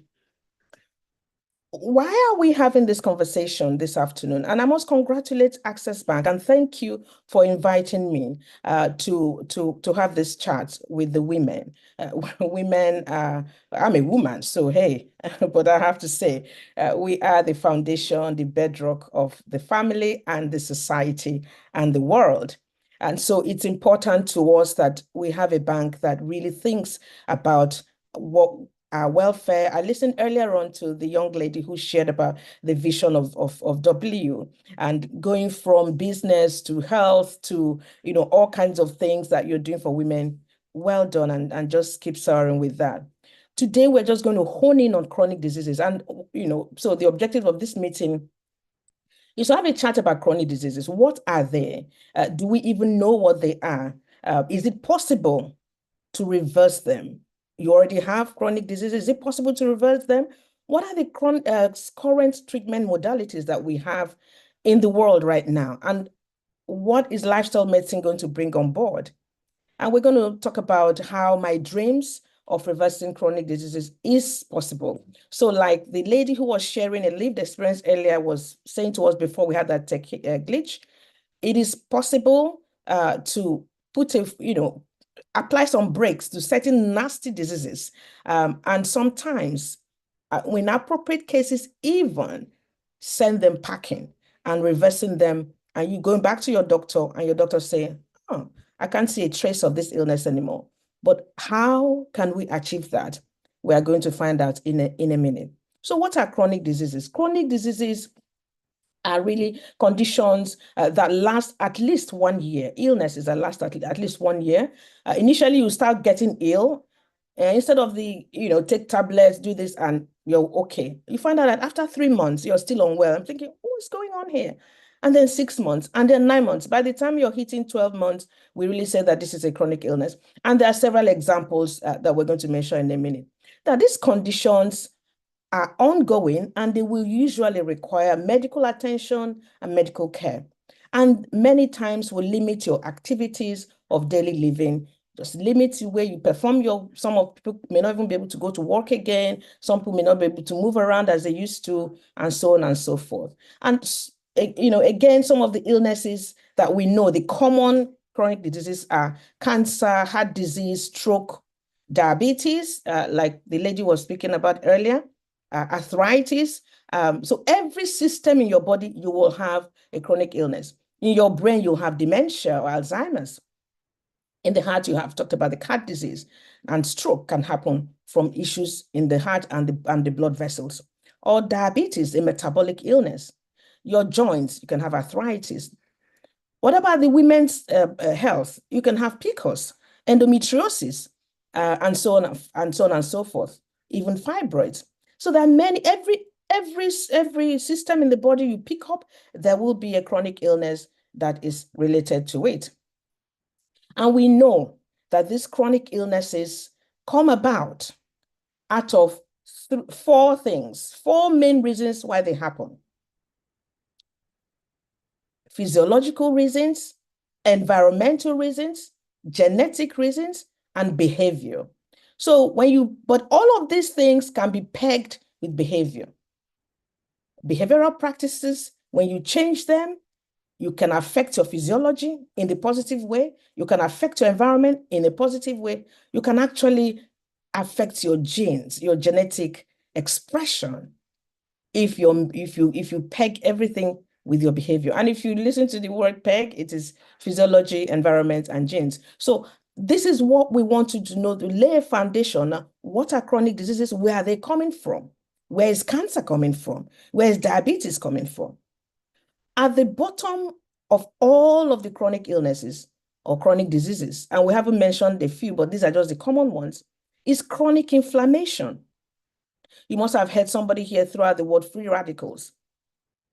Free radicals are, how can I explain it in a simple way? We all go to the mechanics, or some of us go to mechanics now and again, and you see that light that the goggle that they put in their eyes, so that when they are firing that thing onto, melting some iron together, and you see all that thing going that way, they don't want it to get into their eye. Now, imagine that thing going on in the body. That is what free radicals do. When we do the not so good things, we introduce free radicals into the body. So whether in the things we eat, and I won't go into it because the lady had talked about extensively about nutrition in cancer and diabetes. And if you know that nutrition for all chronic illnesses is pretty similar, because the final common pathway of developing any of these chronic illnesses is chronic inflammation. And so if you have chronic inflammations, you have free radicals poured into your body because of the wrong lifestyle, and we'll come to that very briefly in my dreams approach. When that goes in, you need antioxidants to mop it up. So if you look at what the nutritionist has already talked about, so free radicals come in because you're eating fatty food that is unhealthy fat, you're not exercising, you're not sleeping right, etc. And then you need to eat, exactly as we've heard, lots of whole food, plant-based meals, meaning the food is very fresh as it is from the farm to your kitchen, to your plate, avoiding the factory. So you don't take it to the factory to have it processed and ultra-processed. All of this, remove the nutrients and add things that would prolong the shelf life. And when they're prolonging shelf life with those stuff, they're actually decreasing your own health span. So we need to know that we want to eat whole food, plant-based to mop up the antioxidants. Chronic illnesses. Now, a little bit of data to bring everything in context. It's important we know this, because otherwise we say, it doesn't really concern me. But if I should ask those present here, put in the chat box, and those who are watching on any of the channels, YouTube or wherever you're watching, comment, put in the comment box, do you know one person who has died in the last 5 years from cancer, from heart disease, from stroke, heart attack, diabetes, and any of this? Just, do you know anybody who has died? Write it there. Or do you know anybody who is suffering from any of this? And then you include arthritis, you include PCOS, you include endometriosis, you include fibroids, and so on. I bet you not one person will go without writing either somebody they know, a relative, a friend, or themselves. So chronic illnesses, like I've mentioned, kill about 41 million people every year globally. And this is World Health Organization statistics. This is about 74% of all deaths globally. So you think, okay, this is getting very serious. So of all deaths in the world, nearly 75%, 3/4, are attributable to what we're talking about this evening. I've got to take this seriously. And wait for the interesting news here. Those of us who live and are from the low and medium income countries, including of which Nigeria is one, these statistics of 75% of deaths happening, or 3/4 of deaths happening globally from chronic illnesses, 77% happen in low and medium income countries. So you may think, this is for Igbo, it's not for us. That's not true anymore, because of all the things that we're doing now, that we are living like the Igbos, we're eating like the Igbos. What we used to cherish and have, movement, fresh food, vegetables, relationships, family, all of that is being thrown out into the window, and people are living fast lives, just like they want to be like Igbo, but it's not working, because the same way we are actually collecting the illnesses that they have. So I want us to get clear about this foundation. What are chronic diseases, and can we reverse them? Yes. What is the current treatment modalities? Oh, it's pills, isn't it? It's pills and procedures in hospitals. But over the last 20 to 30 years, the movement of lifestyle medicine has come to actually address the loopholes, because whereas governments are spending so much money getting, pumping into health, the statistics is getting worse. So we're thinking, why? Should we not actually look at other ways of helping people stay healthier for longer and happy while they're at it? And so this movement of lifestyle medicine that has come to provide holistic healing has been birthed in this last few decades.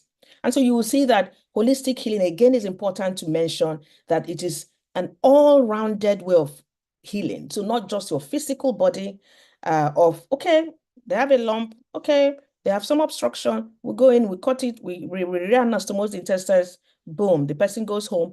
No, we are looking at the entire body, physical, emotional, mental, everything, spiritual healing. So it is complete whole healing. It's better that we think about health span now more than lifespan. Life really lived in a way where we have more years to life and more life to years. This is David Katz, a very revered lifestyle medicine physician in the world, whose quote I have just borrowed.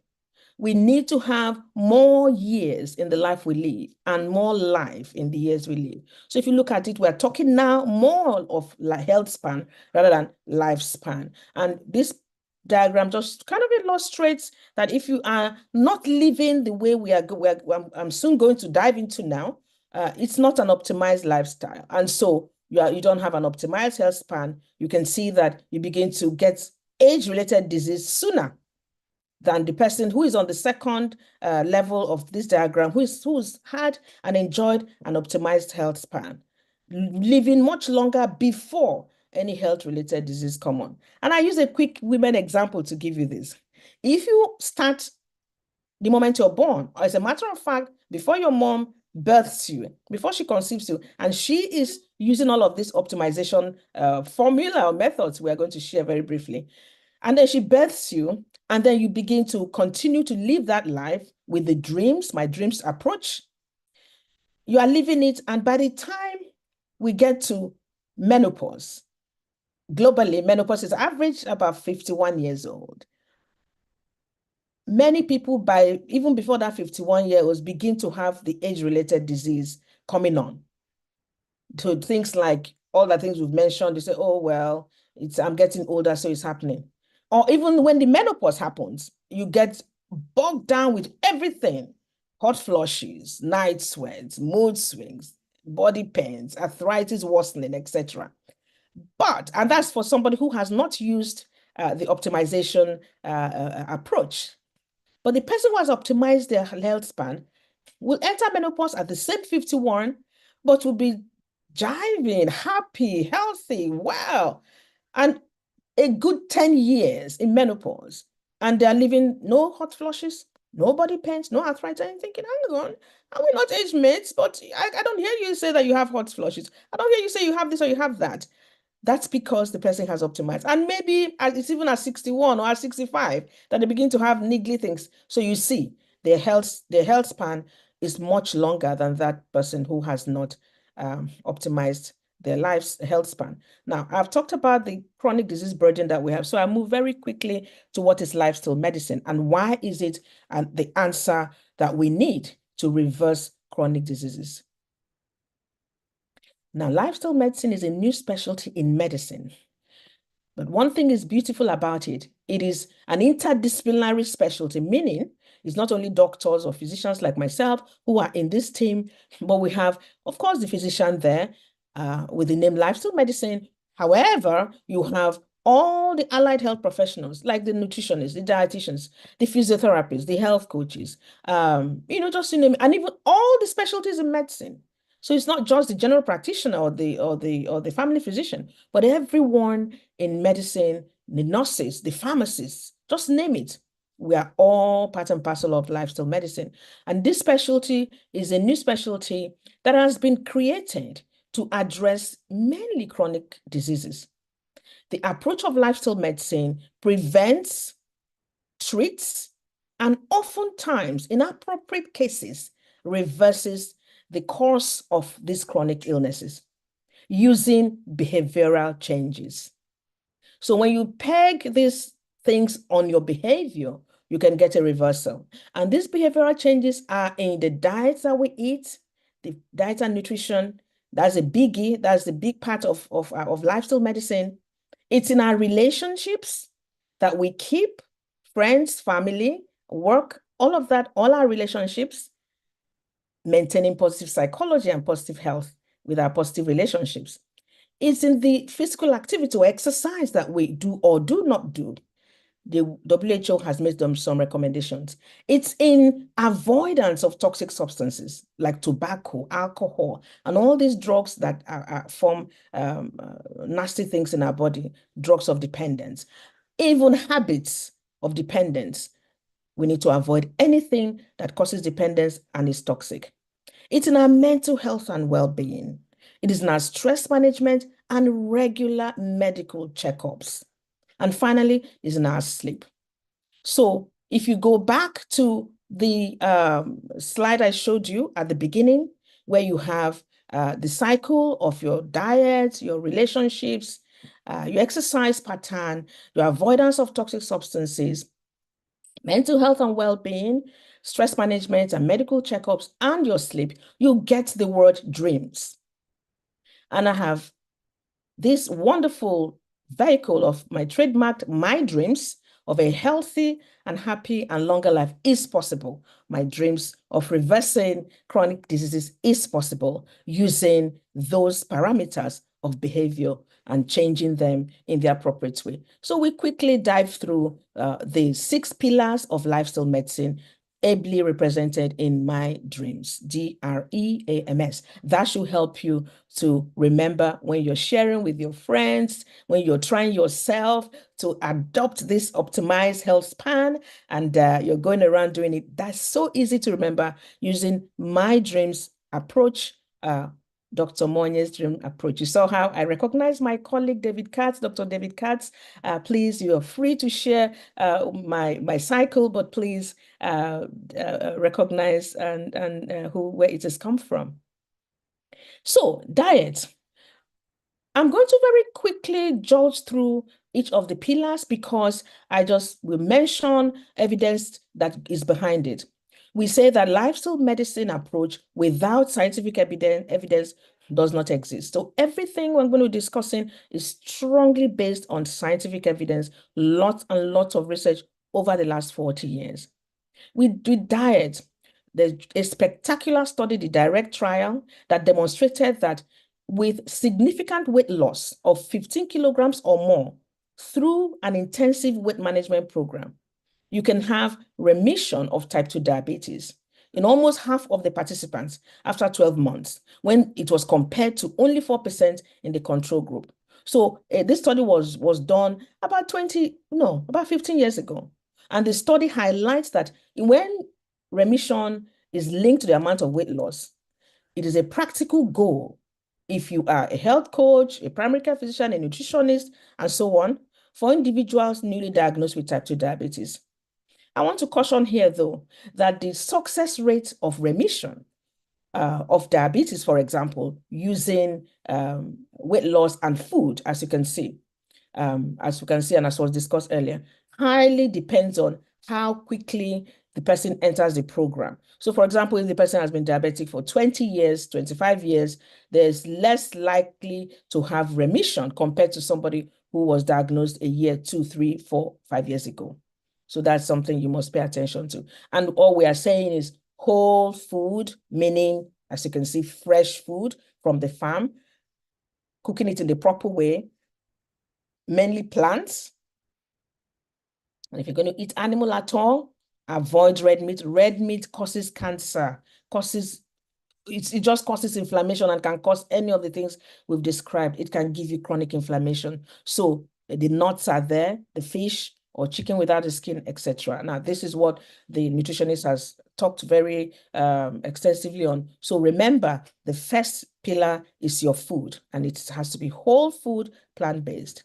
The second pillar is your relationships. We know that studies have shown that people who are in healthy relationships, happy relationships, who are not lonely, tend to have less illnesses and tend to live longer. So give that at the back of your mind, watch your relationships, make sure they're healthy, and if they're toxic, run. You have my permission to run, okay? So that you can stay here healthy and happier and live longer. The next one is exercise. the World Health Organization actually has recommended, and this recommendation keeps staying even as they revise the rules. After a few years, they revise the rules, that every person should aim to have about 150 minutes of moderate intensity exercise or physical activity at least 5 days a week. And that is moderate intensity, is like dancing, walking briskly, and all of that. Now, you don't have to sort of look for the 150 to do that in just 5 days so that you meet up your goals. No, you can actually, shorten them up to maybe 15 minutes every day, but go across longer days, or twice a day if you don't have that leisure of 30 minutes for 5 days, because that's what translates to 150. You can do 15 minutes twice a day and have it done. But what kind of exercise can we do? So many. There's so many there: golfing, walking, dancing, and so on. So note that what we don't know at the moment is which is superior to the other, but we know that they all help. What about the fourth pillar, which is avoidance of harmful substances? I already talked about it. Tobacco and cigar and pipe smoking, all of that, long-term use of that can significantly reduce life expectancy, increasing mortality, which is death, from all the chronic illnesses we listed earlier: heart disease, cancer, chronic obstructive airway disease, and so on. So if people stop smoking, if for each year they stop smoking, they can actually reverse their risk of dying from this. So stopping cigarette smoking by age 40 can extend life expectancy by about 4.5 years.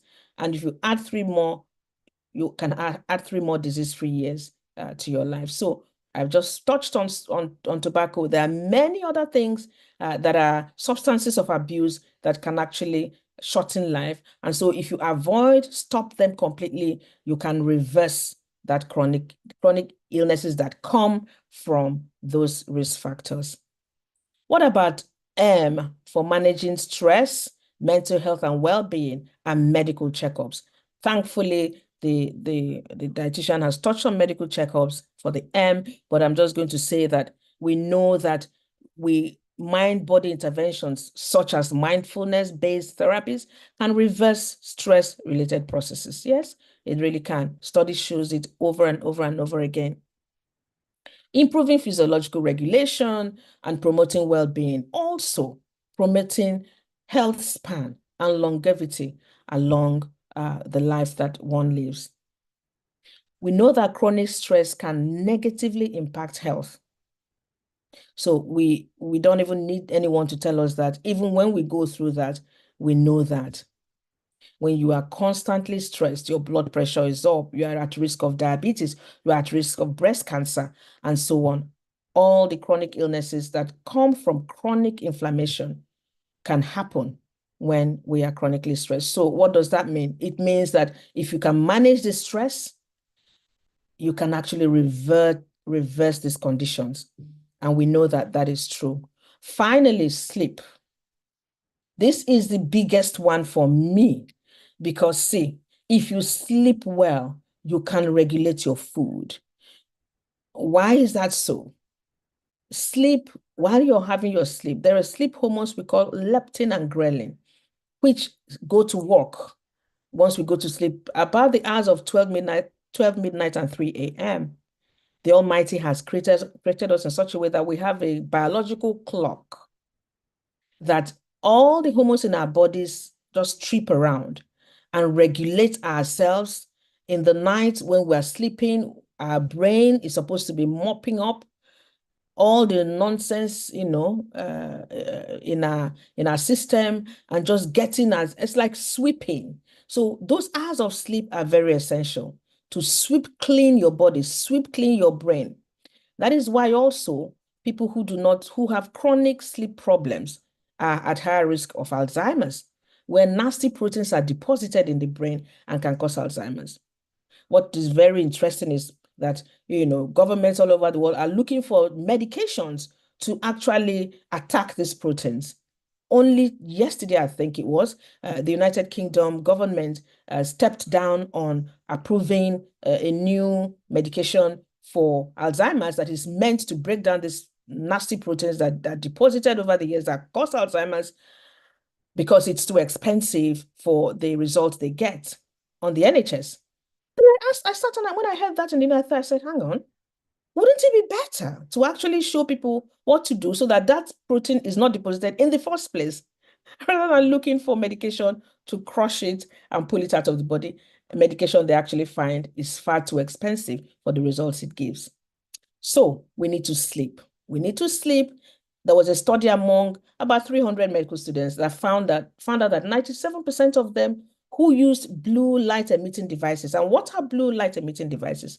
Our telephones, our laptops, television, anything that the screen is in front of you. Please, our recommendation from studies is that you switch all those things off at least 90 minutes before bedtime, because that will help you sleep better. There's a whole lot of lectures and lecturing about how to recover your sleep. And we know women, how much sleep is important for what we do. I'll come back to the study. Let me tell you a little story that one of my daughters reminded me of today. Say, Mommy, remember when she is in her 20s now? She said, Mommy, remember when I was 18 months old and we went to visit aunts in Houston, Texas. And as soon as we step down from the plane and you get to where they meet people who are waiting for their friends and loved ones, remember Auntie said, oh, look at your eyes. Oh gosh, look at your eyes swollen and it's black as well. You have bags.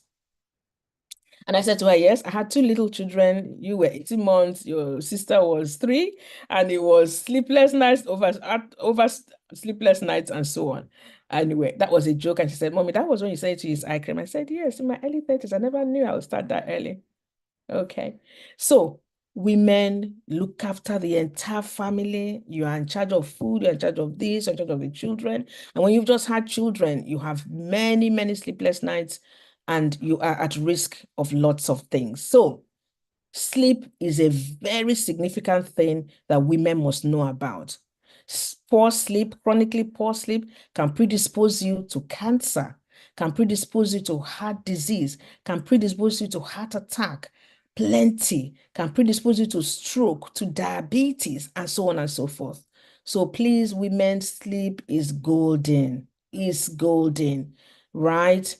And there are simple things you can do to improve your sleep and reverse your risk of falling down, falling ill with any of these things. Or if you already are suffering from these things, actually reverse the course of any of these chronic illnesses that we've been hammering upon all evening. So back to this study, where they found that 97% of medical students who used blue light emitting devices before sleep had poor quality sleep, and that the frequent night usage of devices was associated with shorter sleep duration, more tiredness, and sleep interruptions despite, and of course, leading to sleep interruptions despite recognizing the negative impact on sleep, they still did that. So we do not want to do that. We recommend that that everyone goes with the sleep hygiene to improve the quality of your sleep, to hopefully restore your sleep, and to move you away from being at risk of these things, chronic illnesses, or getting them better if you already have them. And like I said, sleep lecture or sleep hygiene lecture is a whole day's retreat, and is very important. People have gone to bed and they have not woken up in the morning because they've died in their sleep from a heart attack, and somebody has said their village people have visited them at night. No. It's not their village people. They've had a heart attack or they've had a massive stroke in their sleep and they've died. Please let us restore our sleep. And I'm just concluding my conversation today by sharing one of the seminal studies, the Lifestyle Heart Trial, done some probably 40 years ago now, that began to make clinicians and physicians all over the world, this was done in America, to begin to wonder, is there a better way to manage these chronic diseases, even to reverse bad chronic diseases? And they found out from the Lifestyle Hack trial that this is possible. It was a prospective randomized trial, meaning they recruited people and they followed them up for 1 year. And what they did was there was a group that they gave comprehensive lifestyle changes, which is your diet, your relationships, your exercise, and all of that, stress management, and so on. And the other control group were just on standard care. So they didn't have all this fantastic new approach that was at the time. They followed them up, and remember what the people had, what they wanted to find out was, can lifestyle changes reverse coronary heart disease? Coronary heart disease is when you have some of your arteries in your heart blocked with junk, when you cook chicken or meat and you see the oil that stays on top of it, maybe in the fridge, you keep your broth in the fridge or even leave it outside overnight. Perhaps in the fridge is better to actually explain this. When you pick it off freezer, you see this thick white thing that settles in front, congealed. So that is what kind of stays in the arteries, blocks the arteries, and somebody can have a heart attack because blood and oxygen is not going to the muscular part of the heart that is being supplied by these arteries. So they have a heart attack. So they took these people on and, like I said, gave some people comprehensive lifestyle changes and the others just standard care of medication or triple bypass, etc. Now, this is what they found, that 82% of the experimental group, that is the group that had the lifestyle changes, simple lifestyle changes, but they were monitored, they were followed up closely. 82% of them showed improvement, suggesting that lifestyle changes alone can reverse even severe coronary atherosclerosis without any medication to reduce the fat, which is lipid lowering drugs. This was a seminal study. This was one big study that turned the thinking around of doctors and clinicians. So I think I can really conclude at this point to say that chronic diseases can be managed and even reversed by integrating holistic healing methods into everyday life. And if we go back I think I want to take you back to the first slide. I think if it's still there, yeah, that's the one where you see that my dreams, DREAMS. So my diet, my relationships, my exercise, my avoiding harmful substances, my management of stress, my mental well-being, my medical checkups, my sleep are very important. And I can actually live healthier, happier, and longer when I take care of my dreams. So with my dreams, I can live happily, healthily, and longer, extending my health span. Thank you so much. And this is how you can reach us at the Brookfield Clinic Center for Lifestyle Medicine in Abuja. We provide care for anyone who wants to do that, all I've said, to their lifestyle and reverse their chronic illnesses. Thank you. And I'll take questions if there are questions. Thank you so much, Dr. Monye, and thank you very much for simplifying this. And I'm sure that acronym, My Dreams, is quite easy for everyone to relate with, right? So thank you so much for those important words, for sharing with us from your wealth of experience. And at this point, I want us to just drop our questions, if we have any, for Dr. Monye. I know that we have to quickly round off the session, but I wanted us to really complete the experience and the story that we were taking on with Obayomi Ogunkoya. So while we wait for questions to come in, I would like to see if Obayomi is still on the call to round off your points and your session, and then we just take questions and answers immediately. Hello. Great, so we can. Yeah, fine. I'm so sorry that happened. It's just very upsetting, but do I just continue from where I stopped the last time? Yes, please.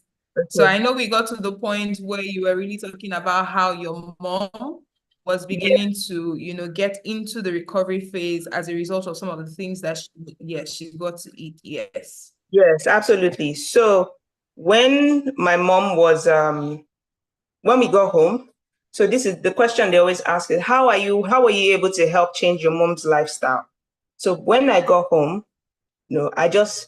first thing I did was to empty the fridge and remove anything that we know that would further cause inflammation in her body. So by doing that, I removed any processed food, carbs, refined carbs. I took everything out. And when I took everything out, I started replacing it with healthier options. And what are some of the healthier options? I made her eat a lot of oats. I made her juice a lot. I juiced for her minimum of 5 to 6 times a day. I made her take a lot of carrot juice, celery juice. Then I also made her take a lot of sauerkraut, that's fermented cabbage. So sauerkraut is the process of making sauerkraut is to ferment it in such a way that it will help her gastrointestinal tract. And the more she ate that, the better she got. And what were some of the milestones we were able to achieve? The same woman that was bedridden for 7 months went on to start walking. Then she started gaining weight. She started driving, and then she started traveling. That's how much improvement she made over time that the doctors were very surprised at her progress. And in seeing all that happening, she went on from being someone that had maximum of 2 months to live to living an extraordinary 7 years. And during that period, I saw her make significant improvement because she had to run series of tests to see if the cancer cells were growing or not. And the popular test she was doing then was the one we call the CA125. And for every time she did the test, it showed that her cancer cells were dropping and she was making improvement. And then her fistula started healing so fast that the way it closed up, even the doctors were shocked at how much improvement she had made. So when we were, this takes me back to something that even happened. It takes me back to something that happened. Like one of the key things that was very profound for me was her mental state and my mental state, because you cannot encourage and support somebody if you are also not in that mental state. So my mental state was, against all odds, I'm going to make sure that I support this woman and make sure that she fights for her life back. And I was constantly encouraging her, because what people don't know is that sickness is not just physical, it's mental, it's emotional. So I made sure that I helped her mental state by speaking the right things to her. Then in physical attributes, I made sure that I showed her how much I loved her by supporting her and being there for her every step of the way. And that gave her a sense of hope and a reason to fight. And she fought back. That's why she was able to live 7 years, even when the doctors were surprised that she could live that long. What were the lessons that I learned from all these things?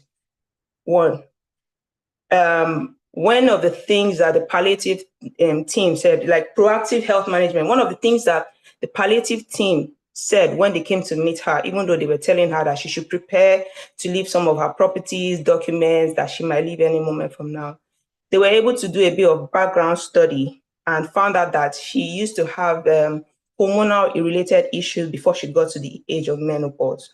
And in doing that, they asked her questions like, did she conduct regular tests to see if she was prone to things like cancer? She said no, she just usually just lives her life, like she doesn't really focus more on that. So me being her child, they said I had to also make sure that I do checks to be sure that I do not have the potential of having cancer in future. So I had to do some of those tests too. But in doing the holistic approach, I had to also maintain a positive attitude.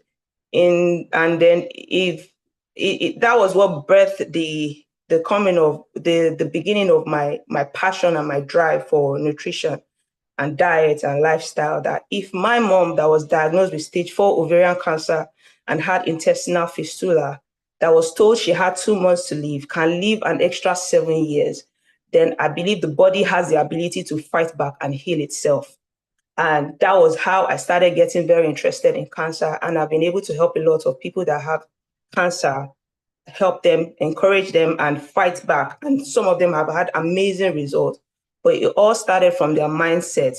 And also with the thing that the palliative team said, I also had to make it known to even my sister that we have to make sure we do regular checks. I'm always encouraging that we do regular checks.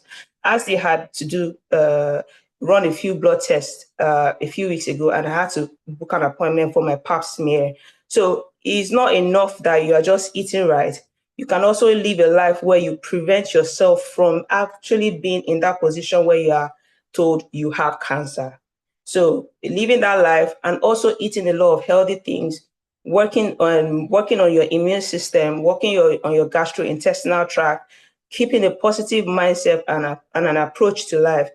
Yeah, she has passed away now, but that's 7 years she lived a very fruitful, energetic life, and she said she was just ready to go. So at the end of the day, I'm still inspired to do much more for people out there that are prone to all the diseases, and I'm learning every day. But above all, we have to make sure that we eat right, take care of ourselves, both physically, mentally, emotionally, and also make sure we go for regular checks. Prevention is always better than cure. So thank you. I don't want to take too much of your time. Thank you so much. Thank you, Ms. Obayomi Ogunkoya. And everyone is really amazed at your story. If you see the chat box, you would know that people are really encouraged. And I can see the wows, I can see the wows, I can see the ohs, I can see the reaction. So well done, and thank you. It took you a serious career change, like you rightly said, from taking a decision to be this. But yeah, and I know that you're doing so much now to impact the lives of so many. So we'll go right straight into question and answer. And I have the first question for Dr. Monye. And the question here says, I currently have a brother who has diabetes and has a sore foot, which doctors have told him is going to amputate. Does he have hope of reversal by changing his lifestyle at this time? Thank you very much that's a very good question. And it just reminds me of a caveat I shared when I talked about that slide on diabetes. And to say that the sooner we get across these patients who have diabetes, the better the chances of reversing and putting diabetes in remission. So I'm afraid if I cannot speak for this patient, who number one is not I don't know the patient, I don't know the history, I don't know the medical history, I don't know the chemistry of his blood, etc. So no, I cannot. Go by your doctor's advice.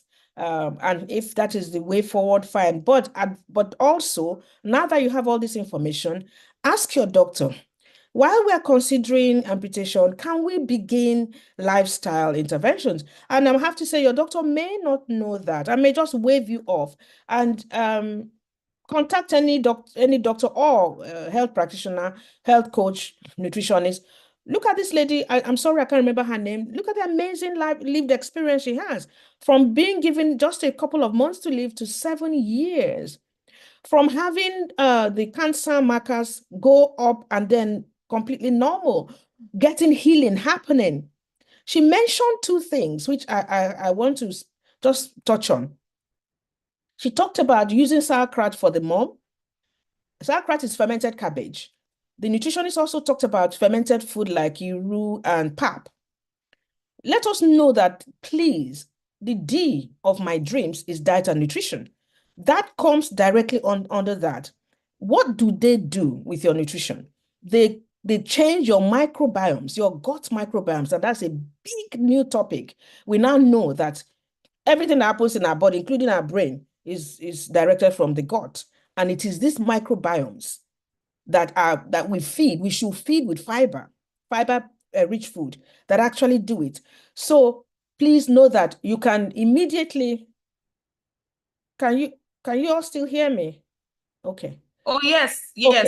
Okay. You can immediately start, giving your mom all this, your brother, all these lifestyle interventions we've discussed.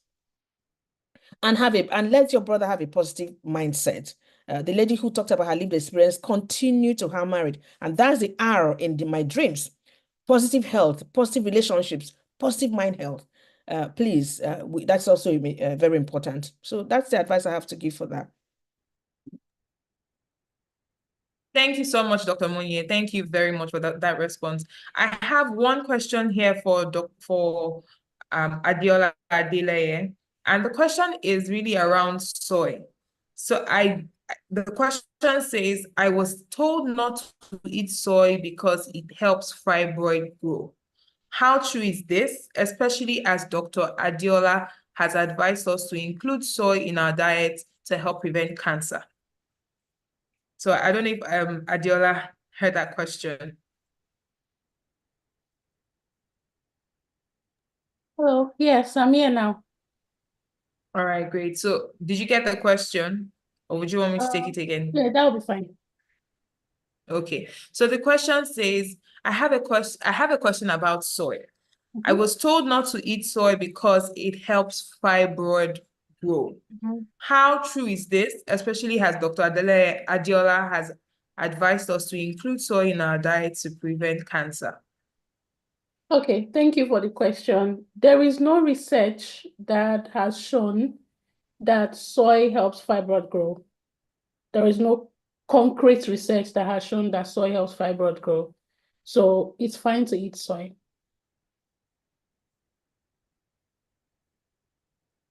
Thank you so much. And I think I'll just want to give one other question to Dr. Monye. I do know that, so this person is really asking the question around her hormonal imbalance.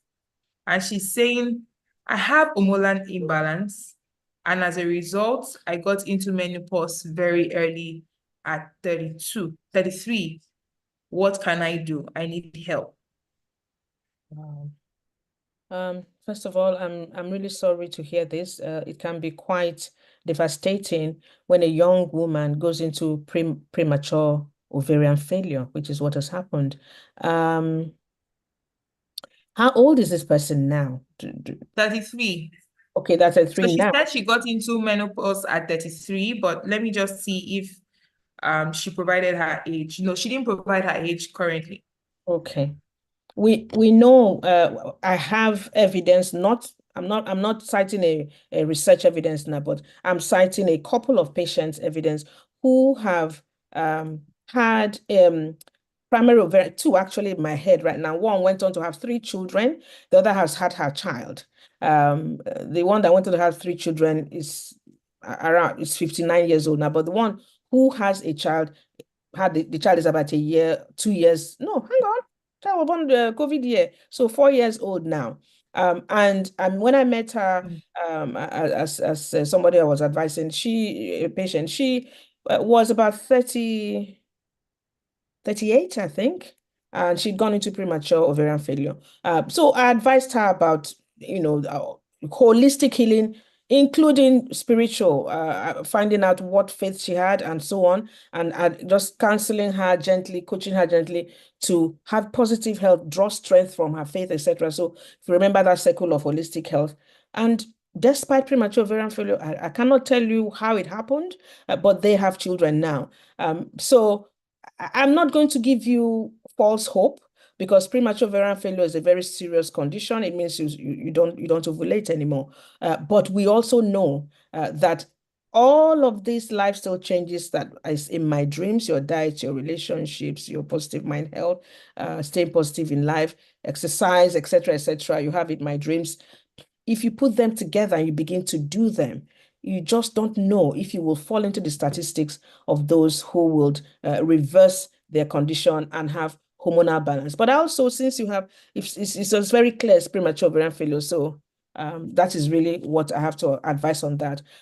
You can always try that. And even if you don't resume ovulation, you will be in a better health state of mind when you follow my dreams principle.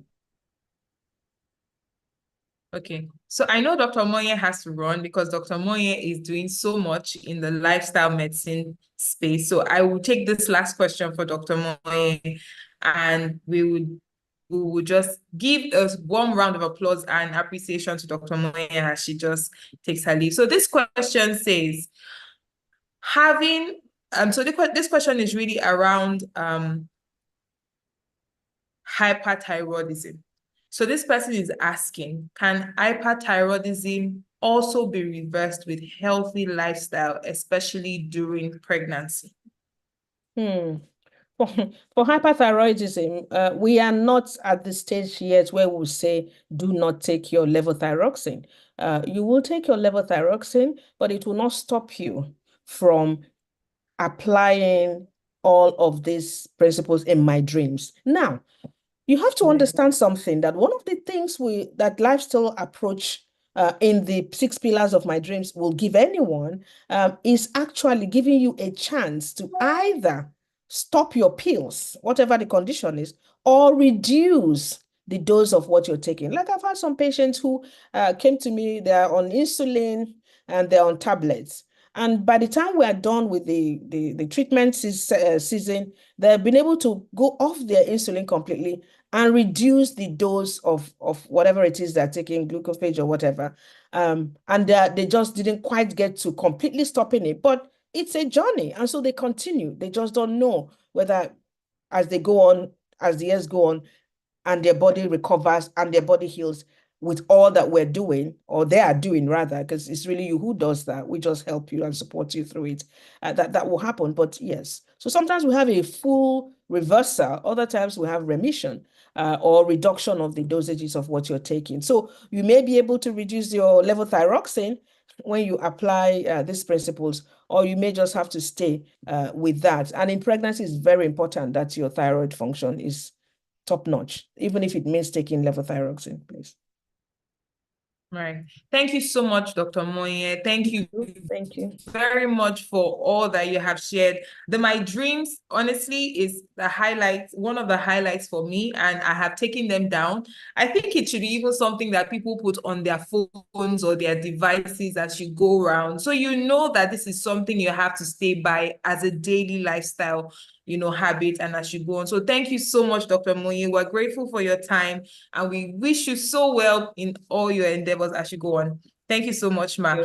And now we're going to take one more question for Adiola Adile, because I have a question here that is really on diet. So this person is asking, I'm having hormonal imbalance and I'm adding weight.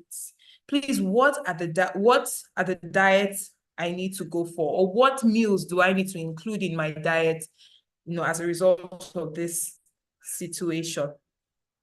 Okay, thank you for the question. Unfortunately, I may not be able to give a concrete answer because hormonal imbalance is wide. So I don't know what the health condition is. I don't know what the underlying condition is. So I may not be able to give a direct answer. But if the person can send me a DM, maybe on Instagram, I'll be able, if they can give me like full details, more details about their lifestyle and their health condition, I can give a direct answer to them. Thank you so much. Thank you so much, Dr. Adile. And thank you so much for sharing with us today. I'd also like to say a big thank you to Ms. Obayomi.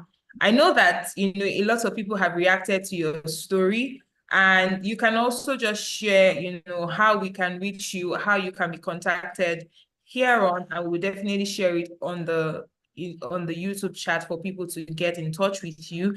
And, we can continue the conversation there on. But yes, the session is recorded, and you can drop your feedbacks if you have questions, maybe that you feel like some of our speakers can take after the session. We will see how we can get it across to the speakers.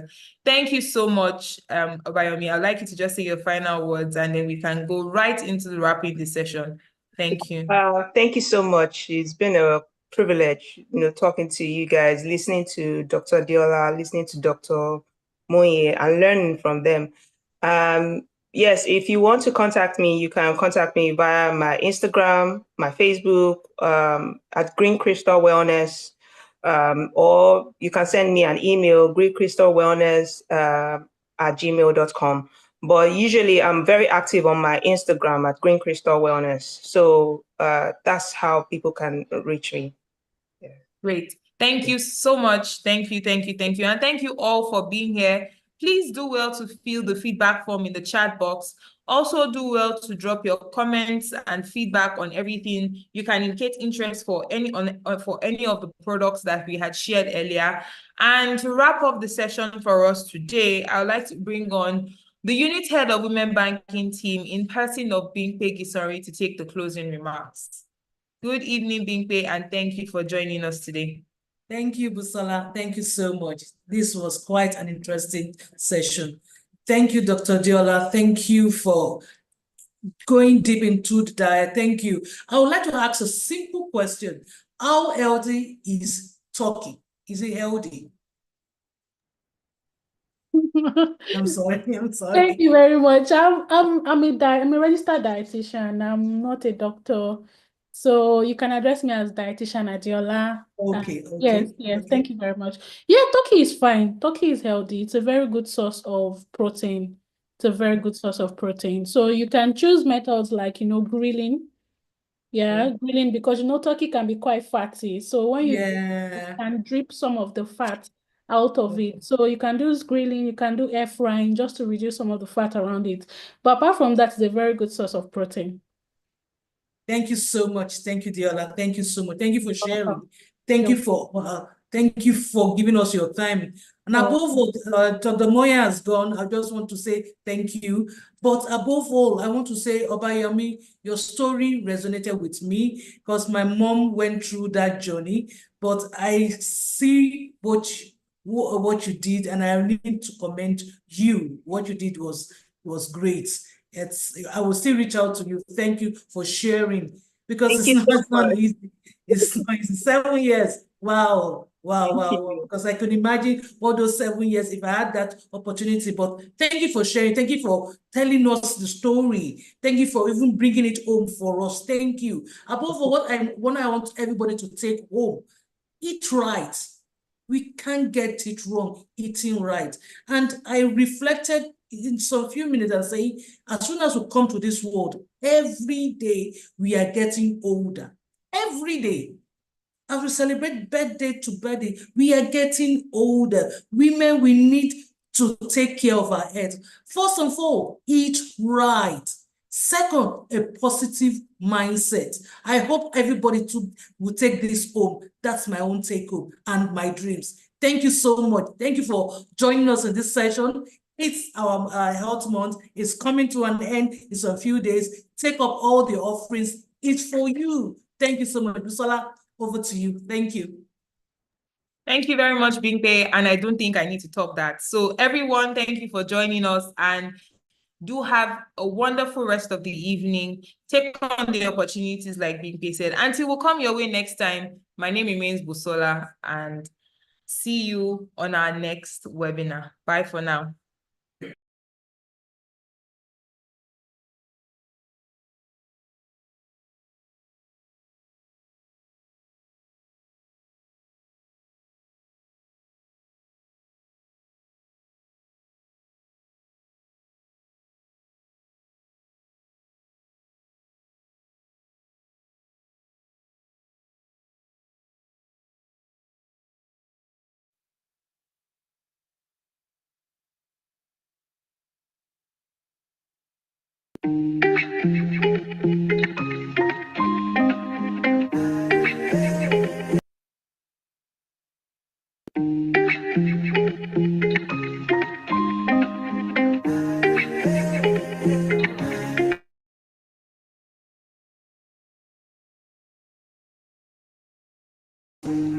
So let it shine.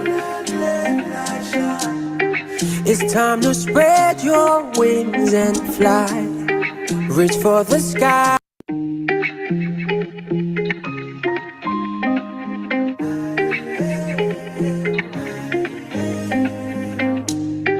I see a light inside of you. So let it shine. It's time to spread your wings and fly. Reach for the sky. Get up, don't let nothing hold ya. Get up right now, right now. Get up, don't let nobody tell you that you can't. There is greatness inside of you. You're the one that the world is waiting for. Every step you take, we go again. Cause we believe in you. Say one day you go make a one day. One day you go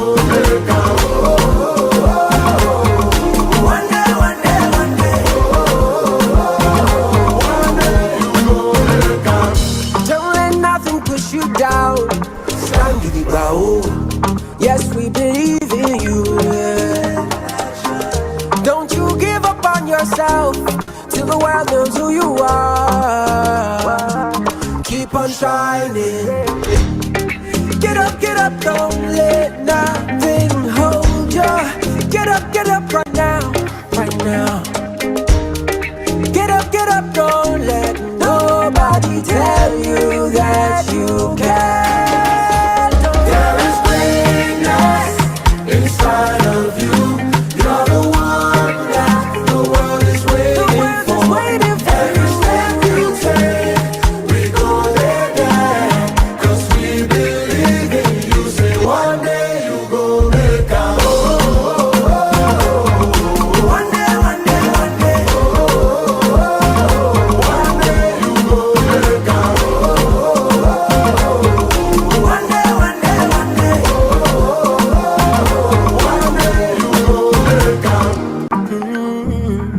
One day you'll be like the sun. Say one day you go shine. Access, more than banking. A lot of women are focused on their work, family, and community. But in the daily hustle of life, one thing is often neglected: their health. They over time become ignorant of the importance of preventive healthcare. It's time to change this narrative. At Access Bank, through the W Initiative, we believe every woman should be empowered to take charge of their well-being. This October, take advantage of our Health Month offerings, including free health screenings, discounted treatment services from renowned hospitals, and health webinars. Anticipate the W Healthpedia, Myth Busters, and Health Facts from certified medical experts, because access to the right information helps you make better decisions about your health. Join the train of women taking advantage of the W Health Month freebies now. Follow us on all social media platforms and turn on your post notifications. Can you feel it? Do you sense it? Did they hint you? Something special has arrived just for us. The W Initiative of Access Bank is back again with an amazing financial solution for all women, and you certainly should not miss out. Introducing a brand new W identity, specially designed for every member of the W community. Wouldn't you rather have a card made just for you? We definitely recommend it. Visit your nearest Access Bank branch for a chance to get your W card. Available in Visa and Verve variants. Shop online, pay bills, make withdrawals, access discounts, choose a lifestyle of ease, speed, top-notch service, and security. Join the tribe. Be a future-forward female. W inspiring, connecting, empowering.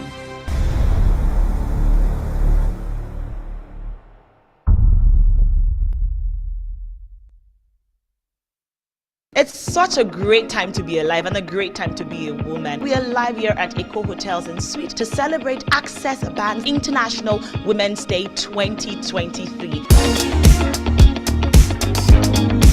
Equality is desirable. We've gone through recognizing women, and then women are equal. Now equity, and equity cuts across every area of life. I mean, we're here to stay, they have to accept us, and then we also have to keep proving ourselves. And if we do more for women, we will enhance the progress not just of the bank but of the society. Because if you're always in dissonance with one another, if you don't cooperate with one another, if you don't value one another, that shows weakness. I believe is embracing equity. It becomes, so when you embrace something, you own it, you take it as you put it close to you, beyond it just being an idea. As much as you are a man, the woman is equal to you. For the men that were here today to support the conference, I say thank you. And really, you are the real MVPs.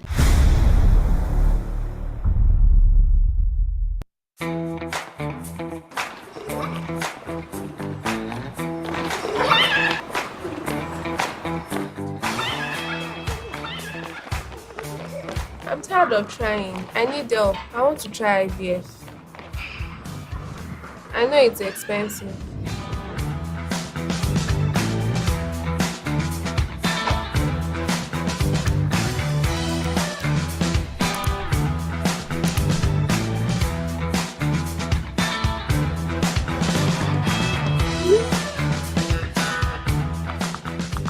Are you struggling with a health challenge? Do you need financial help to access treatment? If yes, apply now for MHSS, the Maternal Health Service Support, a discounted loan by the W initiative of Access Bank with low interest rates, no loan fees, flexible repayment plan. This is your best bet for financing your health needs. For more information, visit our website on www.thewcommunity.com or any Access Bank branch nationwide. You can also send an email to wcares@accessbankplc.com. Terms and conditions apply. The MHSS has successfully financed hundreds of health procedures. the next one could be yours.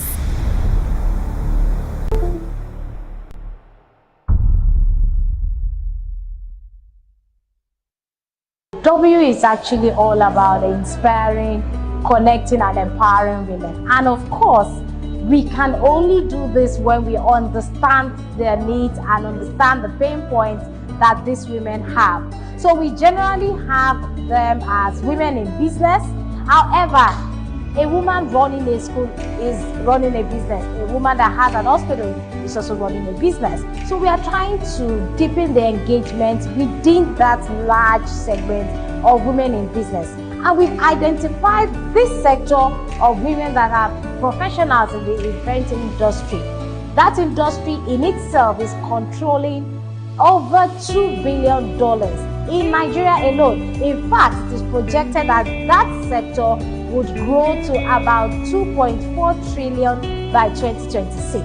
Everybody party, everybody meet, everybody have conferences, and these are the people that make it happen because of that uniqueness. It's been 10 years of inspiring, connecting, and empowering women in Africa through Access Bank's W initiative.